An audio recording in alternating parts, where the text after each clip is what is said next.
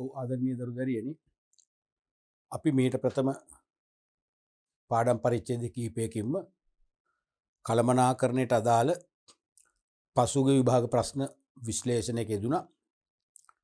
2000 වසරේ සිට 2017 දක්වාම ඒකින් අපි ලොකු අත්දැකීමක් ලැබුවා. ප්‍රශ්න අහන ස්වභාවය, ඒවට ප්‍රධාන පාරක පරීක්ෂකතුමා අපේක්ෂා කරන පිළිතුරු වල ස්වභාවය, පිළිතුරු ධාරිතාවය සහ ලකුණු ලබා දීමේ ක්‍රියාපටිපාටි ගැන හොඳ අවබෝධයක් ලබා ගත්තා. ඊට අමතරව ඒ සමහර ප්‍රශ්න විවිධ කෝණ වලින් නැත්නම් වෙනත් ආකාර වලින් විභාගයට යොමු වීමේ හැකියාව ගැන අවබෝධයක් ලබා ගත්තා. මම හිතන්නේ ඔබ කළමනාකරණය නෙවෙයි, දැන් ඕනෑම මාතෘකාවක් සම්බන්ධයෙන් නිර්මාණශීලී ලෙස පිළිතුරු ලියන්න අවශ්‍ය තාක්ෂණය මේ වන විට ඔබ දැහැගෙන හමාරයි. තවදුරටත් අපි පරිච්ඡේද කීපයකින් ව්‍යුහගත අභ්‍යාස සහ ආදර්ශ අභ්‍යාස කතා කරනවා.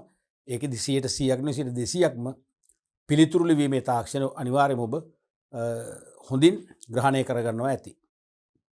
ඒතොර මම හැමදාම කියන දෙයක් තමයි, අපි තියරි කොච්චර ඉගෙන ගත්තත් සමහර අයට තියෙන ලිවීමේ තාක්ෂණේ නැහැ. දැන් එක දරුවෙක් මට මතකයි, හොඳටම විෂය පුළුවන් එයාට.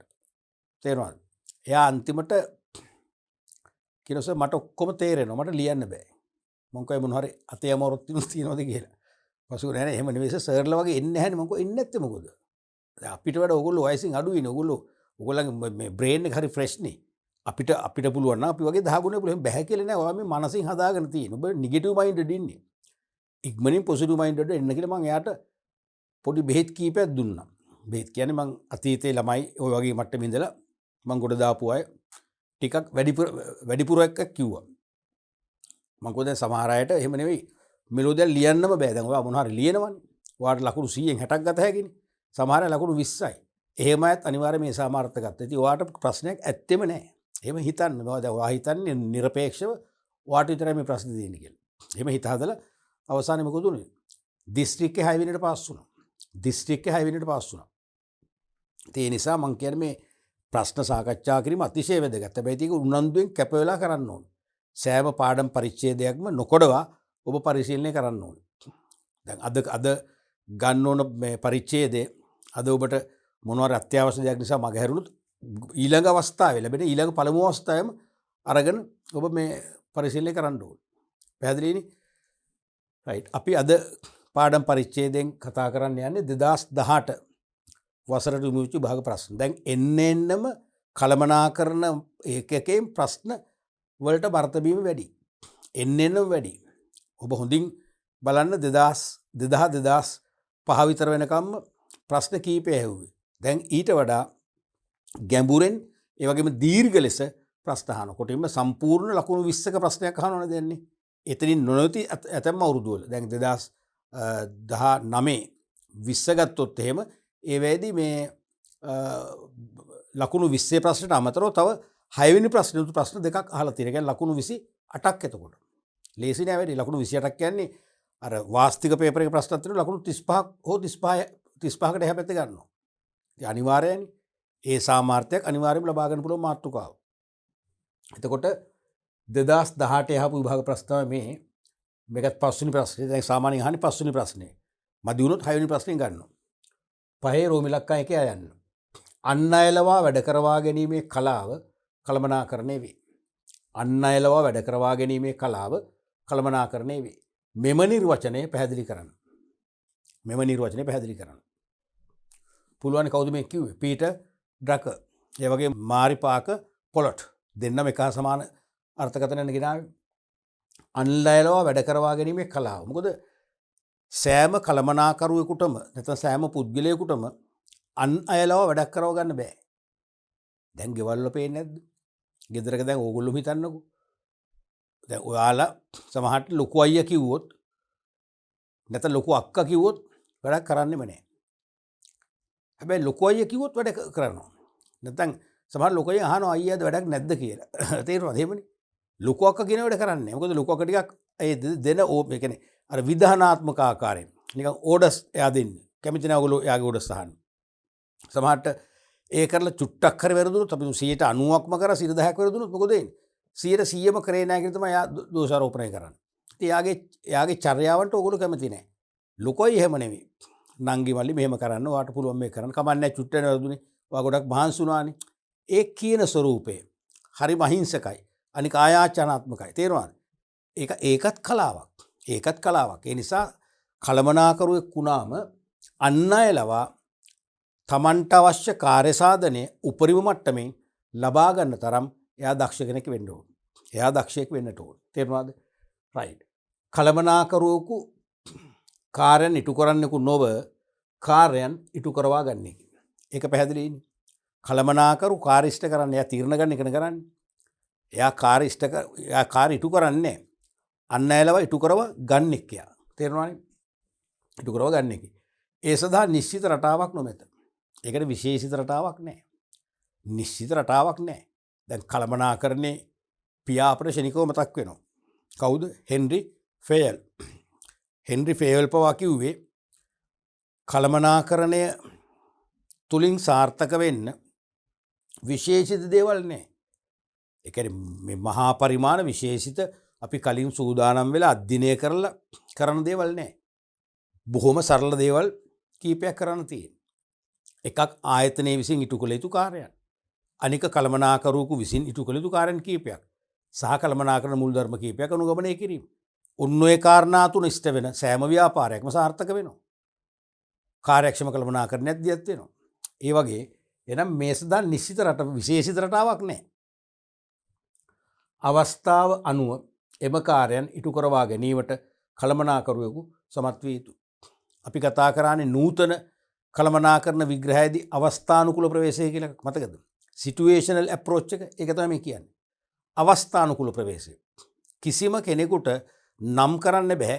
මෙන්න මේ වගේ ගැටලුවක් ආවොත් කළමනාකරුවා අනිවාර්යයෙන්ම මේ වගේ තීරණයක් අරගෙන ඒ තීරණේ දියත් කරලා ක්‍රියාත්මක කරලා ප්‍රතිඵල ලබා ගන්නව සාර්ථකව. එහෙම ප්‍රමිති කරන්න බෑ. ලඝු කරන්න බෑ. ඒ කියන්නේ එක් අවස්ථාවකදී එම ගැටලුවට එම ක්‍රියාවලිය හරි ගියාට ඊළඟ අවස්ථාවට ගැලපෙන්නේ නැහැ. ඊළඟ අවස්ථාවේදී වෙන ක්‍රියාවලියක් ආරම්භ කරන්න ඕනේ. අවස්ථානුකූලයි.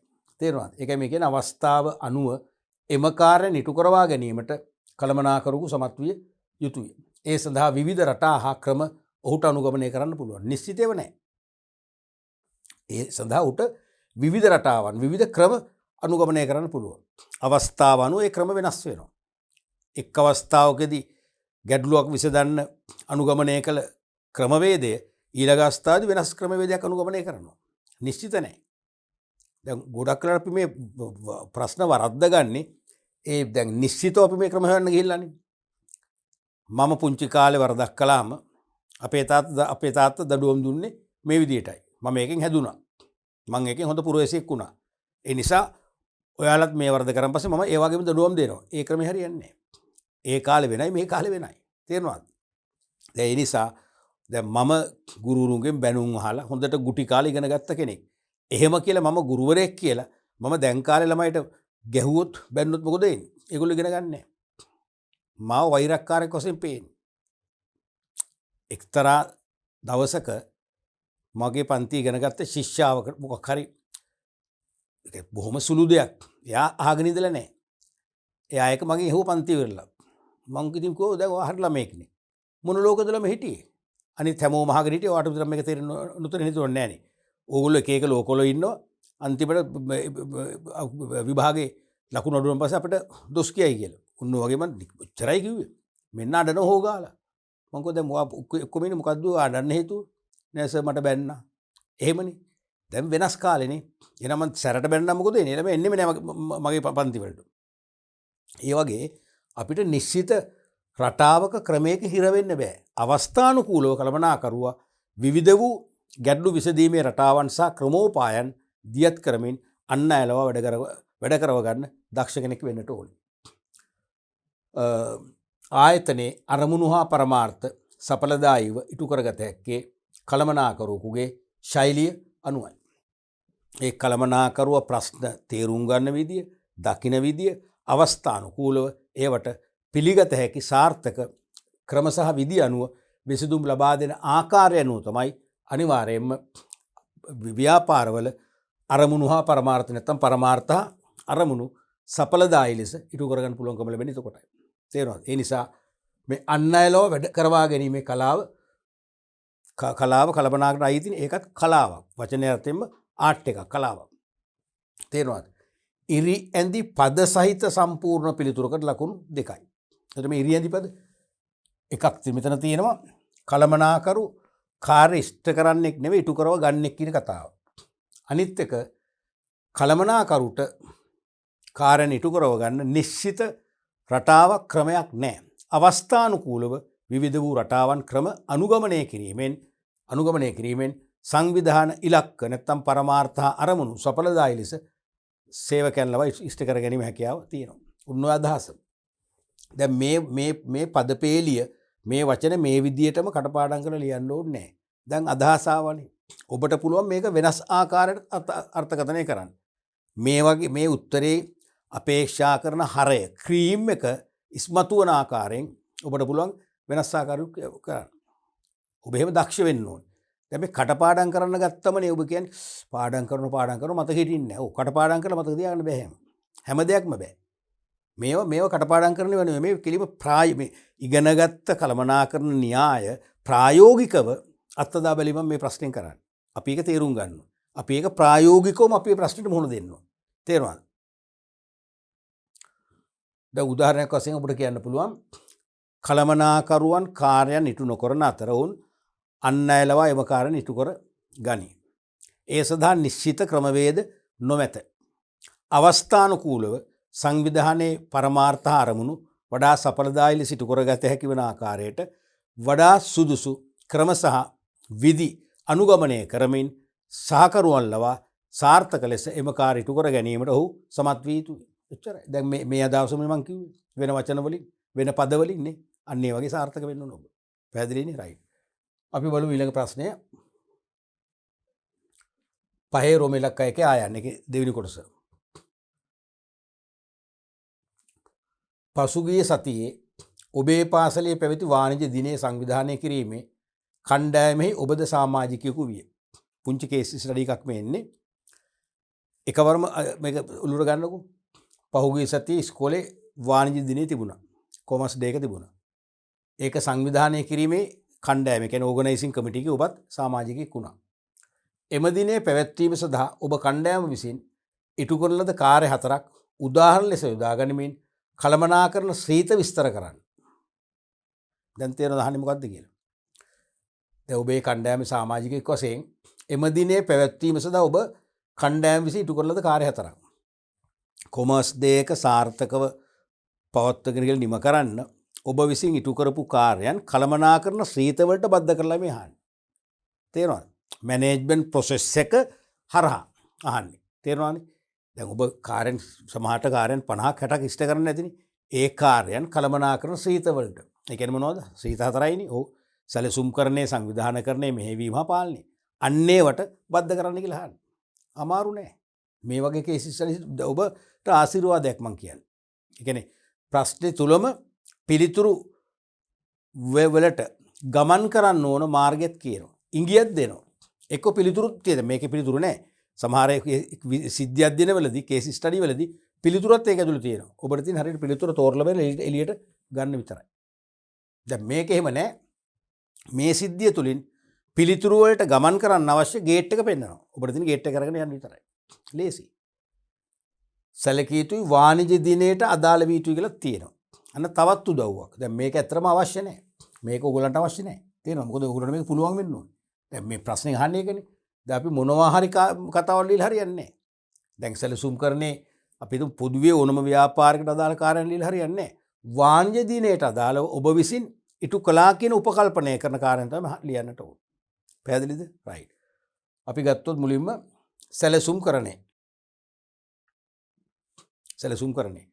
කළමනාකරන ක්‍රියාවලියේ ආරම්භක පියවර. ප්ලෑනින් සැලසුම්කරණය. ඒකට අදාළව දැන් මතකද? ඒ සැලසුම්කරණය කියලා කිව්වේ මොකද්ද අපි? කිව්වේ සංවිධාන පරමාර්ථ හා අරමුණු. නැත්තම් පොදුවේ ඉලක්ක තීරණය කිරීම සහ ඒ ඉලක්ක ළඟා කර ගැනීමට දියත් කළ යුතු මූලික ක්‍රම හෙවත් ක්‍රමෝපායන් තීරණය කිරීමේ ක්‍රියාවලිය සැලසුම් කරන්නේ. හරිද? ඉලක්ක තීරණය කිරීමයි ඉලක්ක ළඟා කර ගැනීමට අනුගමනය කළ යුතු මූලික ව්‍යාපාර කාර්ය නැත්නම් ක්‍රමෝපායන් තීරණය කිරීමේ ක්‍රියාවලිය තමයි සැලසුම් කරන්න කියලා කිව්වේ. එතකොට පළවෙනි එක වාණිජ දිනයේ තේමාව හා අරමුණු ස්ථාපිත කිරීම. හරි නේද? සාර්ථකයි නේද? කෙලින්ම කළමනාකරණේ අපි ඉගෙන ගත්ත සැලසුම් කරන්නේ නිර්වචනයෙන් කියපු දේ කියවෙනවනේ. අරමුණු කියලා කියන තේමාව. තේමාව. වාණිජ දිනයක් කරන්නේ ඇයි? වාණිජ දිනයක් පවත්වන්නේ ඇයි? එහෙනම් තේමාව හා අරමුණු. තේරෙනවනේ? දැන් ඔයගොල්ලෝ තේමාවක් දානවනේ සාමාන්‍යයෙන්. තේරෙනවද? අපි හිතමු කැපවීම තුළින් වාණිජ ලෝකේ දිනා ගැනීම. නැත්නම් කැපවීම තුළින් ලෝකයේ පිළිගත් වාණිජ ලෝකයක් තනා ගැනීම. ඒකත් ඉලක්කයන් එතකොට. ඒ තේමාවයි ඒ වගේම අරමුණු. අපිට අරමුණුට දාන්න පුළුවන් සිසුන්ගේ කුසලතා ප්‍රායෝගිකව භාවිතයට ගනිමින් ඔවුන්ගේ කුසලතා වර්ධනය කිරීම. ඒ වගේ ඒවා තේරෙනවද? දෙවෙනි එක තමයි වාණිජ දිනේ තීරණය කිරීම. එහෙනම් තේමාව අරමුණු තීරණය කර දෙවනුව පවත්වන දිනේ තීරණය කළා. ඊට පස්සේ තුන්වෙනි එක තමයි අමුත්තන් හා ආරාධිත පාසල් තීරණය කිරීම. දැන් වාණිජ දිනය අපි අරමුණු තීරණය කරන් පස්සේ තේරෙනවද? ඒක ළඟා කරගන්න උපාය මාර්ග තීරණය කරනකොට මේ උපාය මාර්ග මොන වගේ අමුත්තන්ද ගෙන්නන්නේ? මොන වගේ ආරාධිත පාසල් වලින් ශිෂ්‍යෝ ගෙන්නන්න තීරණය කරන්න. මොකද මේ අමුත්ත හරි වැදගත්. ආරාධිත අමුත්ත එක්කෙනෙක් වෙන්න පුළුවන් කීප දෙනෙක්. මොකද හේතුව තමන්ගේ වාණිජ දිනය තුලින් තමන් අපේක්ෂා කරන එක අරමුණක් වෙන්න පුළුවන් ළමුන්ගේ කුසලතා බලගැන්වීම. එහෙනම් කුසලතා බලගැන්වීමට තමන්ගේ ඒ කියන්නේ සිසුන්ගේ අපි කියන්නේ මොළයටම නැත්තම් පපුවටම කතා කරන්න පුළුවන් හොඳ දේශකවරයෙක්. වාණිජ දිනේ හරහා ළමයිට හොඳ මතක සිහිවටනයක් ඇති කළ හැකි දේශනයක්. ළමයිගේ කුතුහලය නැති කරලා ළමයිගේ කුසලතා එලි දක්වන නැත්නම් එලියට ගන්න පුළුවන් ආකාරයේ දක්ෂ කතිකත්වයක් තියෙන ඒ වගේම තොරතුරු සහිත දක්ෂ කතිකයෙක් වෙන්නට ඕන. තේරුණාද? එහෙනම් අමුත්තන් සහ ආරාධිත පාසල් තීරණය කරනවා. ඒ වගේම අනුග්‍රහකයන් හා අරමුදල් පිළිබඳ තීරණ ගන්නවා. දැන් මේකට වියදමක් යනවා. අමුත්තන්ට තේපෙන් සංග්‍රහ කරන්න වෙනවා. සමහරට ආරාධිත දේශකයන්ට පුංචි තිලිනයක් ප්‍රදානය කරන්න වෙනවා. ඒ වගේම වාණිජ දිනේට සම්බන්ධ හැම දිනාටම පුංචි සංග්‍රහයක් කරන්න වෙනවා. ඒ වගේම වාණිජ දිනේ පැවැත්වෙන මුළු කාලය පුරාම දේශන පවත්වම නිරස වෙනවනේ. කඩින් කඩ එක අංග සිසුන්ගේ ක්‍රියාකාරකම් ආදර්ශ ගීතයක් සමහර ආයතනයේ පාසලේම සංගීත කණ්ඩායම තමයි ළමයිම තමයි මේ සංගීත සපයන්නේ. ඒ වගේම හොඳ සංස්කෘතික නැටුම් අංගයක්. ඒ වගේම ළමයෙක්ගේ දේශනයක්. සමහර පුංචි විකට කෙටි නාට්‍යයක්. ඒවෙන් මොකද මේ වාණිජ දිනේ හොඳ අර්ථවත් වෙනවා, ප්‍රබෝධමත් වෙනවා. කිසිම නිදිමතක් නැතුව කිසිම අලසකමක් නැතුව ප්‍රබෝධමත් පවත්වන්න පුළුවන්කම ලැබෙනවා. ඒ නිසා අනුග්‍රහකයන් අවශ්‍යයි. මොකද අරවට වියදම් වෙනවනේ. ඇඳුම් පැළඳුම් වලට, ආම්පන්න වලට සමහරට සංගීත උපකරණ අපට කුලියට ගන්න වෙන්න පුළුවන්. එහෙනම් අපට අනුග්‍රහක හොයාගන්න වෙනවට වියදම් කරන්න. තේරුණාද? ඒ අනුග්‍රහකයන්ගෙන් කොහොමද අපි අවශ්‍ය අරමුදල් හොයාගන්න කියලා තීරණය කරන්න වෙනවා. ඊට අමතරව පාසල් අනුමැතිය හා අවශ්‍ය ශාලා වෙන් කර ගැනීම නොමැතියි.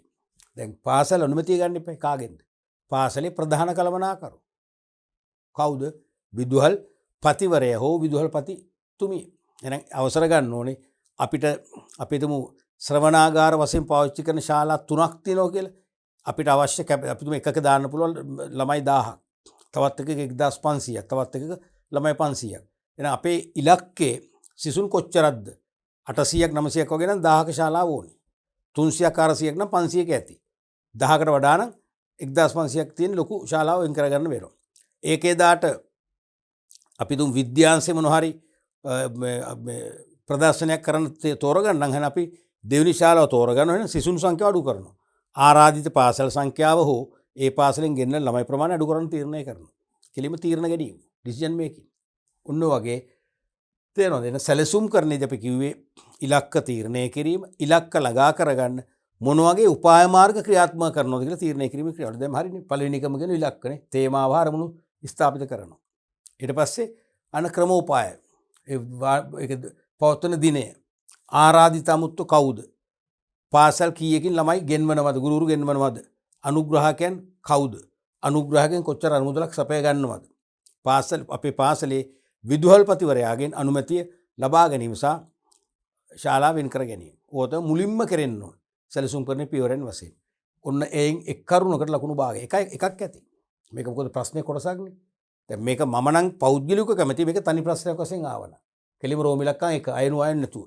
ලකුණු 4ම දුන්නා නම් තමයි හොඳ. මේක මොකද මේක කේස් ස්ටඩි කරන නිසා කේස් ස්ටඩි එක ටිකක් බරට ගැඹුරට අහන්න පුළුවන්. ඒ නිසා තමයි උත්තර අඩු කරලා තියෙන්නේ. නැත්නම් උත්තර එකෙන් බේරෙන්නේ අනිවාර්ය උත්තර දෙකක් ලියන්න වෙනවා. තේරෙනවද? මතකද දැන් මේ මතක තියන්න මේහා සමාන ප්‍රශ්නයක් තනි ප්‍රශ්නයක් වශයෙන් ඇහුවා කියලා අනිවාර්යයෙන්ම උත්තර දෙකක් ලියන්න. දෙකට තමයි ලකුණු එකක් ලැබෙන්නේ. දෙකට එකක්. එහෙම තමයි ලකුණු 4 ලැබෙන්නේ. තේරෙනවද? රයිට්. අපි ඊළඟ බලමු සංවිධානකරණය.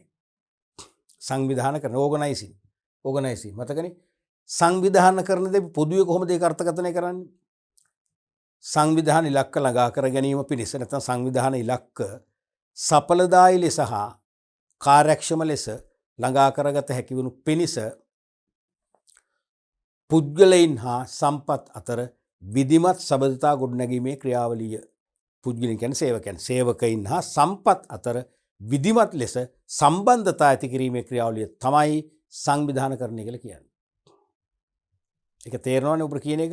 සේවකයන් හා සම්පත් අතර විධිමත් සබඳතා කියන්නේ සම්පත් හොයාගෙන සේවකීන්ට තනතුරු ඇති කරලා කාර්ය බෙදලා එක් තනතුරට කාර්යයන් පවරලා සම්පත් ලබා දීලා බලතල පවරලා සමායෝජනය කරලා තමයි ක්‍රියාවලිය දියත් කරන්නේ.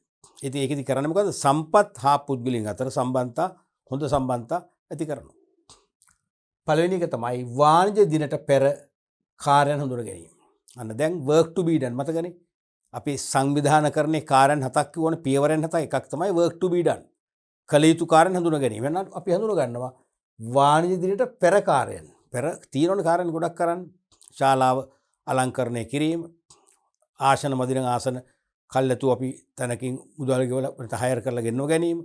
ඒ වගේම ස්ටේජ් එක සකස් කිරීම. තේරෙනවද? ගොඩක් දේවල් තියෙනවානේ.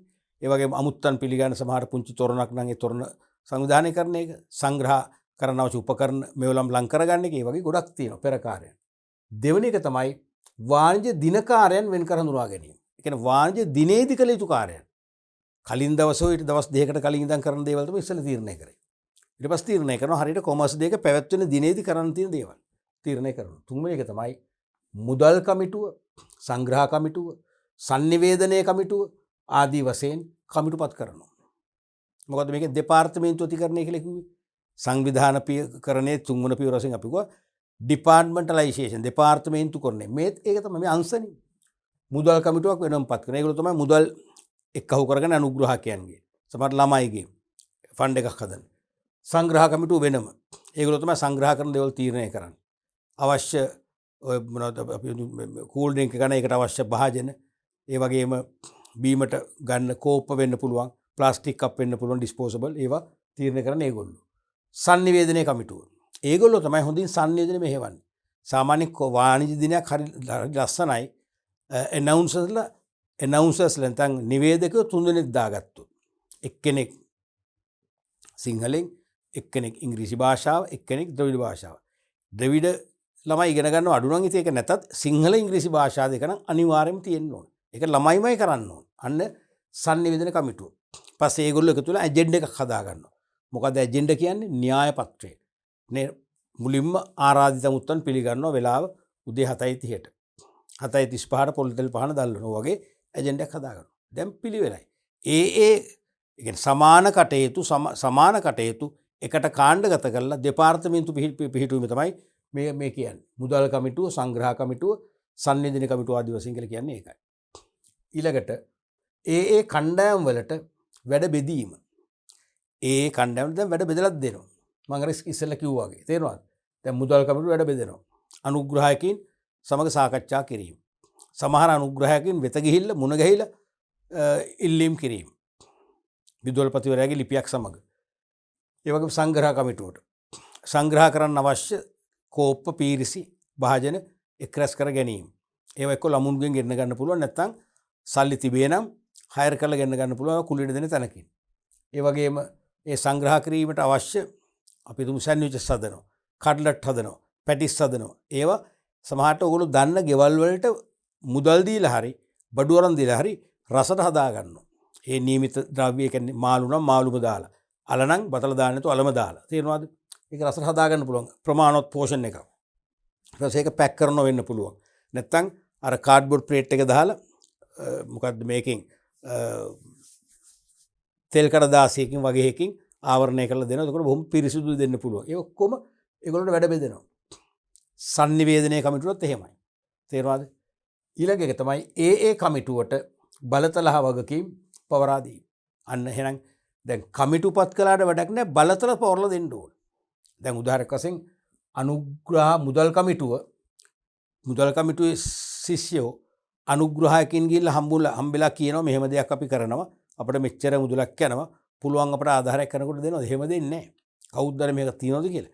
ඒ නිසා අනිවාර්යයෙන්ම වාණිජංශයේ අංශභාර ප්‍රධානි විසින් අත්සන් කරලා නැත්නම් පිළියෙල කරලා විදුහල්පතිවරයා විසින් ඒක අනුමත කරලා ලියුමක් දෙන්න ඕන. අන්න ඒකෙන් ඔප්පු කරනවා මේ අපි මේ සොරකම් කරන වැඩක් නෙවෙයි මේ කරන්නේ. අපි මේ කරන්න යන්නේ මේ වැදගත් දෙයක්. ඇත්තට අපිට මෙච්චර අවශ්‍යද? අන්න ඒක තහවුරු කරන්න ඕන. තේරෙනවද? ඒකයි මේ කියන්නේ. ඒ කමිටුවට බලතල සහ වගකීම් පවරන කියන්නේ ඒකයි. දැන් ඒක දැන් ඒ අනුග්‍රහ ඒ කියන්නේ මුදල් කමිටුවට අනුග්‍රහකින් මුණ ගැහිලා අවශ්‍ය අරමුදල් ඉල්ලලා අරමුදල් ඒගොල්ලෝගෙන් ලබා ගන්න වැඩේ කරන්න බලයක් එපේ. නෛතික හිමිකමක් එපේ. ඒ නෛතික හිමිකම තමයි බලතල. බලතල පවරන්නේ කොහොමද? විදුහල්පති ලිපියක් මගේ. එහෙනම් ඒ ලිපිය දුන්නට පස්සේ දැන් නිකන් ඉන්න පුළුවන්ද? බෑ. ඒගොල්ලෝ යන්න ඕන අනිවාර්යයෙන්. වෙලාවක් දාගෙන සමහරට සාකච්ඡා කරන වෙලාවක් දාගෙන යන්න ඕන. කලින් කෝල් එකක් දීලා ඒ වෙලාවක් වෙන් කරගෙන යන්න ඕන.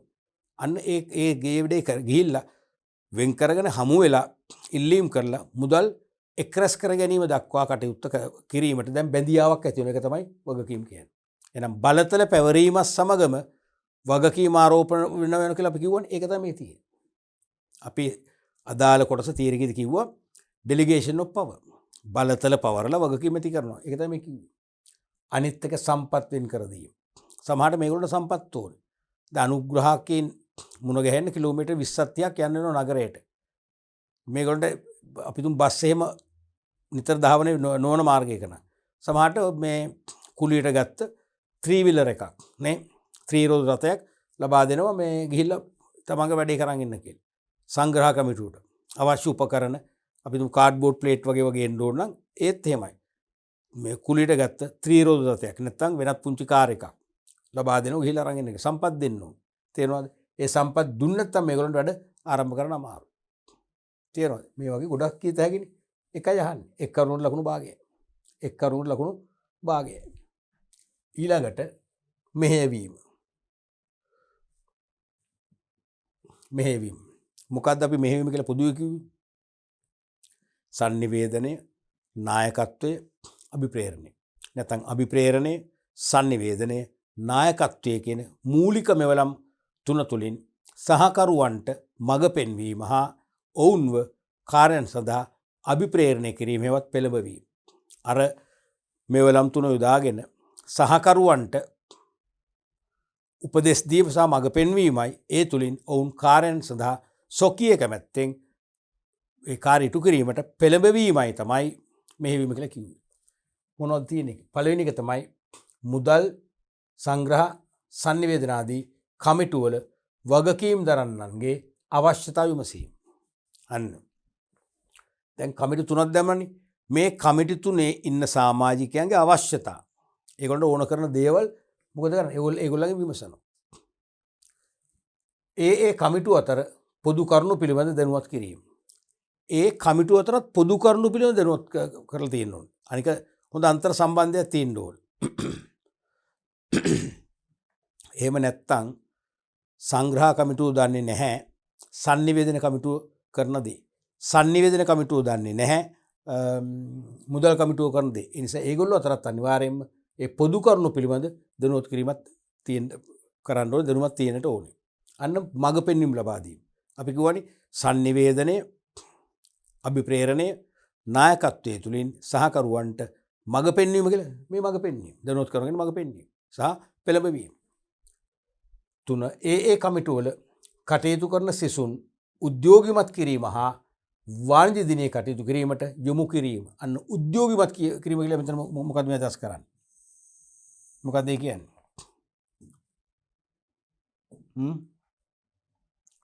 ඒ කියන්නේ මොකද්ද? අභිප්‍රේරණය. අභිප්‍රේරණය.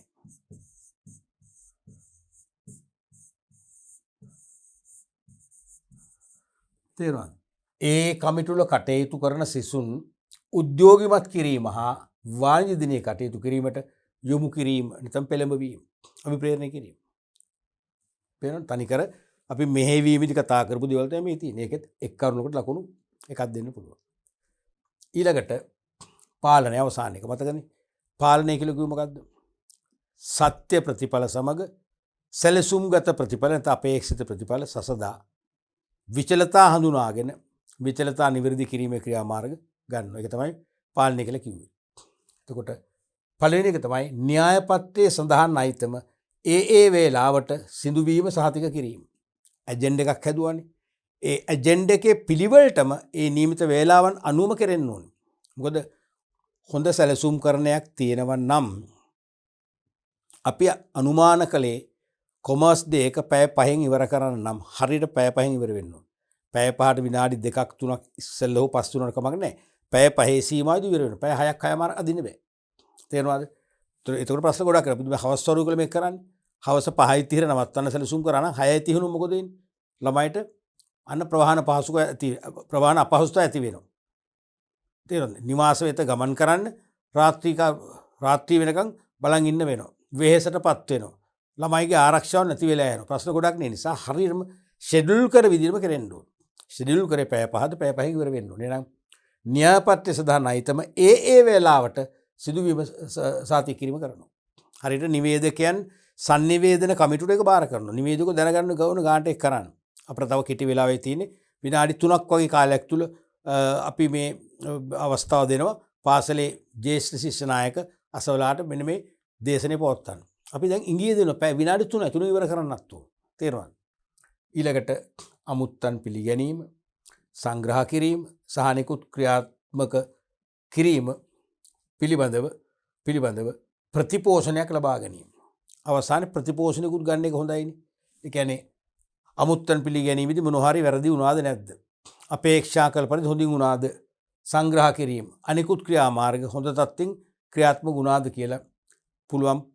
ඒ කියන්නේ කොමර්ස් දෙකට පස්සේ ගුරුවරු සහ ළමයි එකතු වෙලා මොකද ඇගීමේ සාකච්ඡාවක් කරලා ප්‍රතිපෝෂණයක් ගන්න පුළුවන්. ඒ අඩුපාඩු මොනවා හරි තියෙනවා නම් ඒ අඩුපාඩු නැවත ඊළඟ අවුරුද්දේ කොමර්ස් දෙකේදී නැති කරගන්න පුළුවන් වන විදියට ඊළඟ අවුරුද්දේ කොමර්ස් දෙක වඩා පිළිවෙලක් ඇතුව විධිමත්ව ශක්තිමත් කරන්න අවශ්‍ය මාර්ග විවෘත කරගන්න පුළුවන්. හරිනේ. අන්න එනම් පාලනය හා සම්බන්ධ කරුණු දෙකයි තියෙන ගොඩක් නැහැ. දෙකයි තියෙන්නේ. එහෙනම් අපි එක් කරුණකට ලකුණු භාගයක් දෙනවා. ওই විදිහට තමයි ලකුණු දෙක බෙදලා යන්නේ. පැහැදිලිනේ? අපි ඊළඟ ප්‍රශ්නෙට යමු. පහේ රෝමි ඉලක්කම් 2 අයන්න. කළමනාකරුවෙකුගේ සංකල්පනාත්මක කුසලතා යන්නට ඇතුළත් වන හැකියා 4ක්. සංකල්පනාත්මක කුසලතා යන්නට ඇතුළත් වන හැකියා නැත්නම් කුසලතා 4ක් සඳහන් කරන්න. කාලෙකින් අහපු නැති ප්‍රශ්නයක් අහලා තියෙන. අලුත් ප්‍රශ්නයක් ඕක. සමහර නිතර අහන ප්‍රශ්නයක් හොඳ ප්‍රශ්නයක්. නිතර අහන්න නැති වුණාට හොඳ ප්‍රශ්නයක්. කළමනාකරුවෙකුට වැඩිපුරම තියෙන මොනවද? සංකල්පනාත්මක කුසලතා. තව නමක් මොකද්ද? මනෝභාවාත්මක කුසලතා. තවත් නමක් මොකද්ද? මනෝ මූලමය කුසලතා. කන්සෙප්චුවල් ස්කිල්ස් කියන එක. එහෙනම් අන්නේ කන්සෙප්චුවල් ස්කිල්ස් ගණයට ඇතුළත් කරන්න පුළුවන් හැකියා 4ක්. දැන් පොදුවේ මොකද්ද මේ කියන්නේ? සමස්තය දැකීම හැකියාවනේ. කළමනාකරුවෙකුට ව්‍යාපාරයක සමස්තය දැකීම හැකියාව. නැත්නම් සමස්තය දැකීමට හැකි බුද්ධිමය හැකියාව. බුද්ධිමය දැනුම් සම්භාරය තමයි මනෝභාවාත්මක නැත්නම් සංකල්පනාත්මක කුසලතා කියන්නේ. එහෙනම් බලමු මොනවද කියලා තියෙන්නේ. පළවෙනි එක තමයි අභ්‍යන්තර හා බාහිර පරිසර බලපෑම් හඳුනා ගැනීම හැකියාව. තියෙන්නම ඕනේ. අභ්‍යන්තර පරිසරයේ යම් යම් විචලනයන් සිදු වෙන්න පෙරම සිදු වෙන්න නිකන් ආරම්භ කරන මොහොතම වගේ මෙයාට දැනෙන්න ඕන. බාහිර පරිසරයේ පුළුල්නේ විශේෂම සාර පරිසරයේ දේශපාලන හා නෛතික තාක්ෂණික ආර්ථික ගෝලීය ස්වාභාවික තාක්ෂණික මෙන්න මේ වගේ බාහිර පරිසරයේ සාර්ව පරිසරයේ යම් යම් සිදුවන වෙනස් වීම සිදු වෙනත් එක්කම දැනගන්න පුළුවන්කම තියෙන්න ඕනේ. තේරුම් ගන්න පුළුවන්කම තියෙන කාටද? කළමනාකරුවන්, විශේෂයෙන්ම අග්‍ර කළමනාකරුවන්ට, টොප් මැනේජර්ස්ලට. මොකද මම පුංචි උදාහරණයක් කියන්නම්. දැන් මම උපාලිකේ වැඩ කරපු අවුරුද්ද මාස 3යි. තාවකාලික වැඩ කරේ. ඒ වැඩ කරපු කාලේ ගියා එක්තරා ජ්‍යෙෂ්ඨ සහ කනිෂ්ඨ සේවක පිරිස එකතු වෙලා වෘත්තීය සමිතියක් පිහිටුවන්න උත්සාහයක් ගත්තා. මාසයක් හමාරක් වගේ ඒගොල්ලෝ try කළා. තේරෙනවද? ඒ try කරේ හාම්පුතාලට හොර රහසේ. මොකද හාම්පුතාල කැමති නැහැනේ ආයතනය තුල වෘත්තීය සමිති පිහිටුව ගන්න තුර ඒගොල්ලන් බලය බෙදෙනවනේ. සේවකයන්ගේ බලය වැඩි වෙනවනේ. තේරෙනවද? කොහොමද මාසයක් එකහමාරක් වගේ ගියාට පසුව අපි දැනගත්තා සති දෙකෙන් ඒ වෘත්තීය සමිති සාකච්ඡාව ආරම්භ සති දෙකෙන් ඉහළ කළමනාකරණයට නිවුස් එක ඇවිල්ලා තියෙනවා. තොරතුරු ඇවිල්ලා තියෙනවා. ආවම පස්සේ ඒගොල්ලෝ මොකද කරන්නේ? ඒගොල්ලන්ට පක්ෂපාතී. තව ජ්‍යෙෂ්ඨ සුපරීක්ෂකෙක් හිටියා. එයාවත් දැම මේකට. අපි මෙහෙම කරමු කියලා. එයා ඉතින් වැඩිපුරක් දාන්න කියන ඔව් දැන් ඉතින් මැනේජ්මන්ට් අපිට සහන හම්බෙන්නේ. අපි කොහොම හරි මේක දාගමු කියලා. එයාත් ඉස්සරහට දැම්මා. අර අවිධිමත් කණ්ඩායමනේ දරුවනේ. දැන් කළමනාකරණයට අයිති කරන හොර රහස් දැන් මේක යන්නේ. ඒගොල්ලෝ තේ බොන්න ගියාම කෑම වෙලාවේදී එහෙම සාකච්ඡා කරනවා. අපි දැන් මෙහෙම කරමු කියලා. ඒතර ඒ ගෲප් එකට මෙයාවත් දැම්මා. මෙයාත් වෙලෙ දැන් යෝජනා කරනවා. යෝජනා කරනකොට සාකච්ඡා යනකොට මෙයාට ඔක්කොම ටික එළියට එනවා. මෙයා දෙනවා මැනේජ්මන්ට් එකට. මාසෙකමාර මොකද වෙන්නේ? වැඩේ කඩා කප්පා. ඒ ලීඩ් කරපු දෙන්නා කෙලින්ම පනිෂ්මන්ට් ට්‍රාන්ස්ෆර් දුන්නා මෙහෙට. තව හිටිය මේ తాවකාලික ස්ථිර කරපු නැති දෙන්නේ තුනේ ඒගොල්ලෝ කෙලින්ම රැකියාවෙන් අයින් කළා. තේරෙනවද? අනිත් අය බය වුණා. මං හිතන්නේ මං දන්නේ අදටත් මං හිතනවා එහෙ වෘරු සමිතියක් නැහැ කියලා තාම. තේරෙනවද? ඒ මොකද දැන් මේ වාසිය මං ඒ කරපු දේ හොඳ නරක කියනව නෙවෙයි. ඒක ව්‍යාපාර පැත්තේ වාසිය ඒගොල්ලන්ට. වෘත්තීය සමිතියක් නැති එක පහසු ව්‍යාපාරය කරගෙන යන්නේ. මං කියන්නේ එතනදී ඒ කළමනාකරුවන්ට මොකක්ද තිබුණේ? බුද්ධිමය හැකියාව තිබුණා. පරිසරය ගැන අවබෝධයක් තිබුණා. අභ්‍යන්තර පරිසරය. සේවකයෝ තේ බොන්න ගිහිල්ලා කණ්ඩායමක් දවස් කීපයක්ම නෝට් වෙනවා. හැමෝම විනාඩි 15න් එනවා.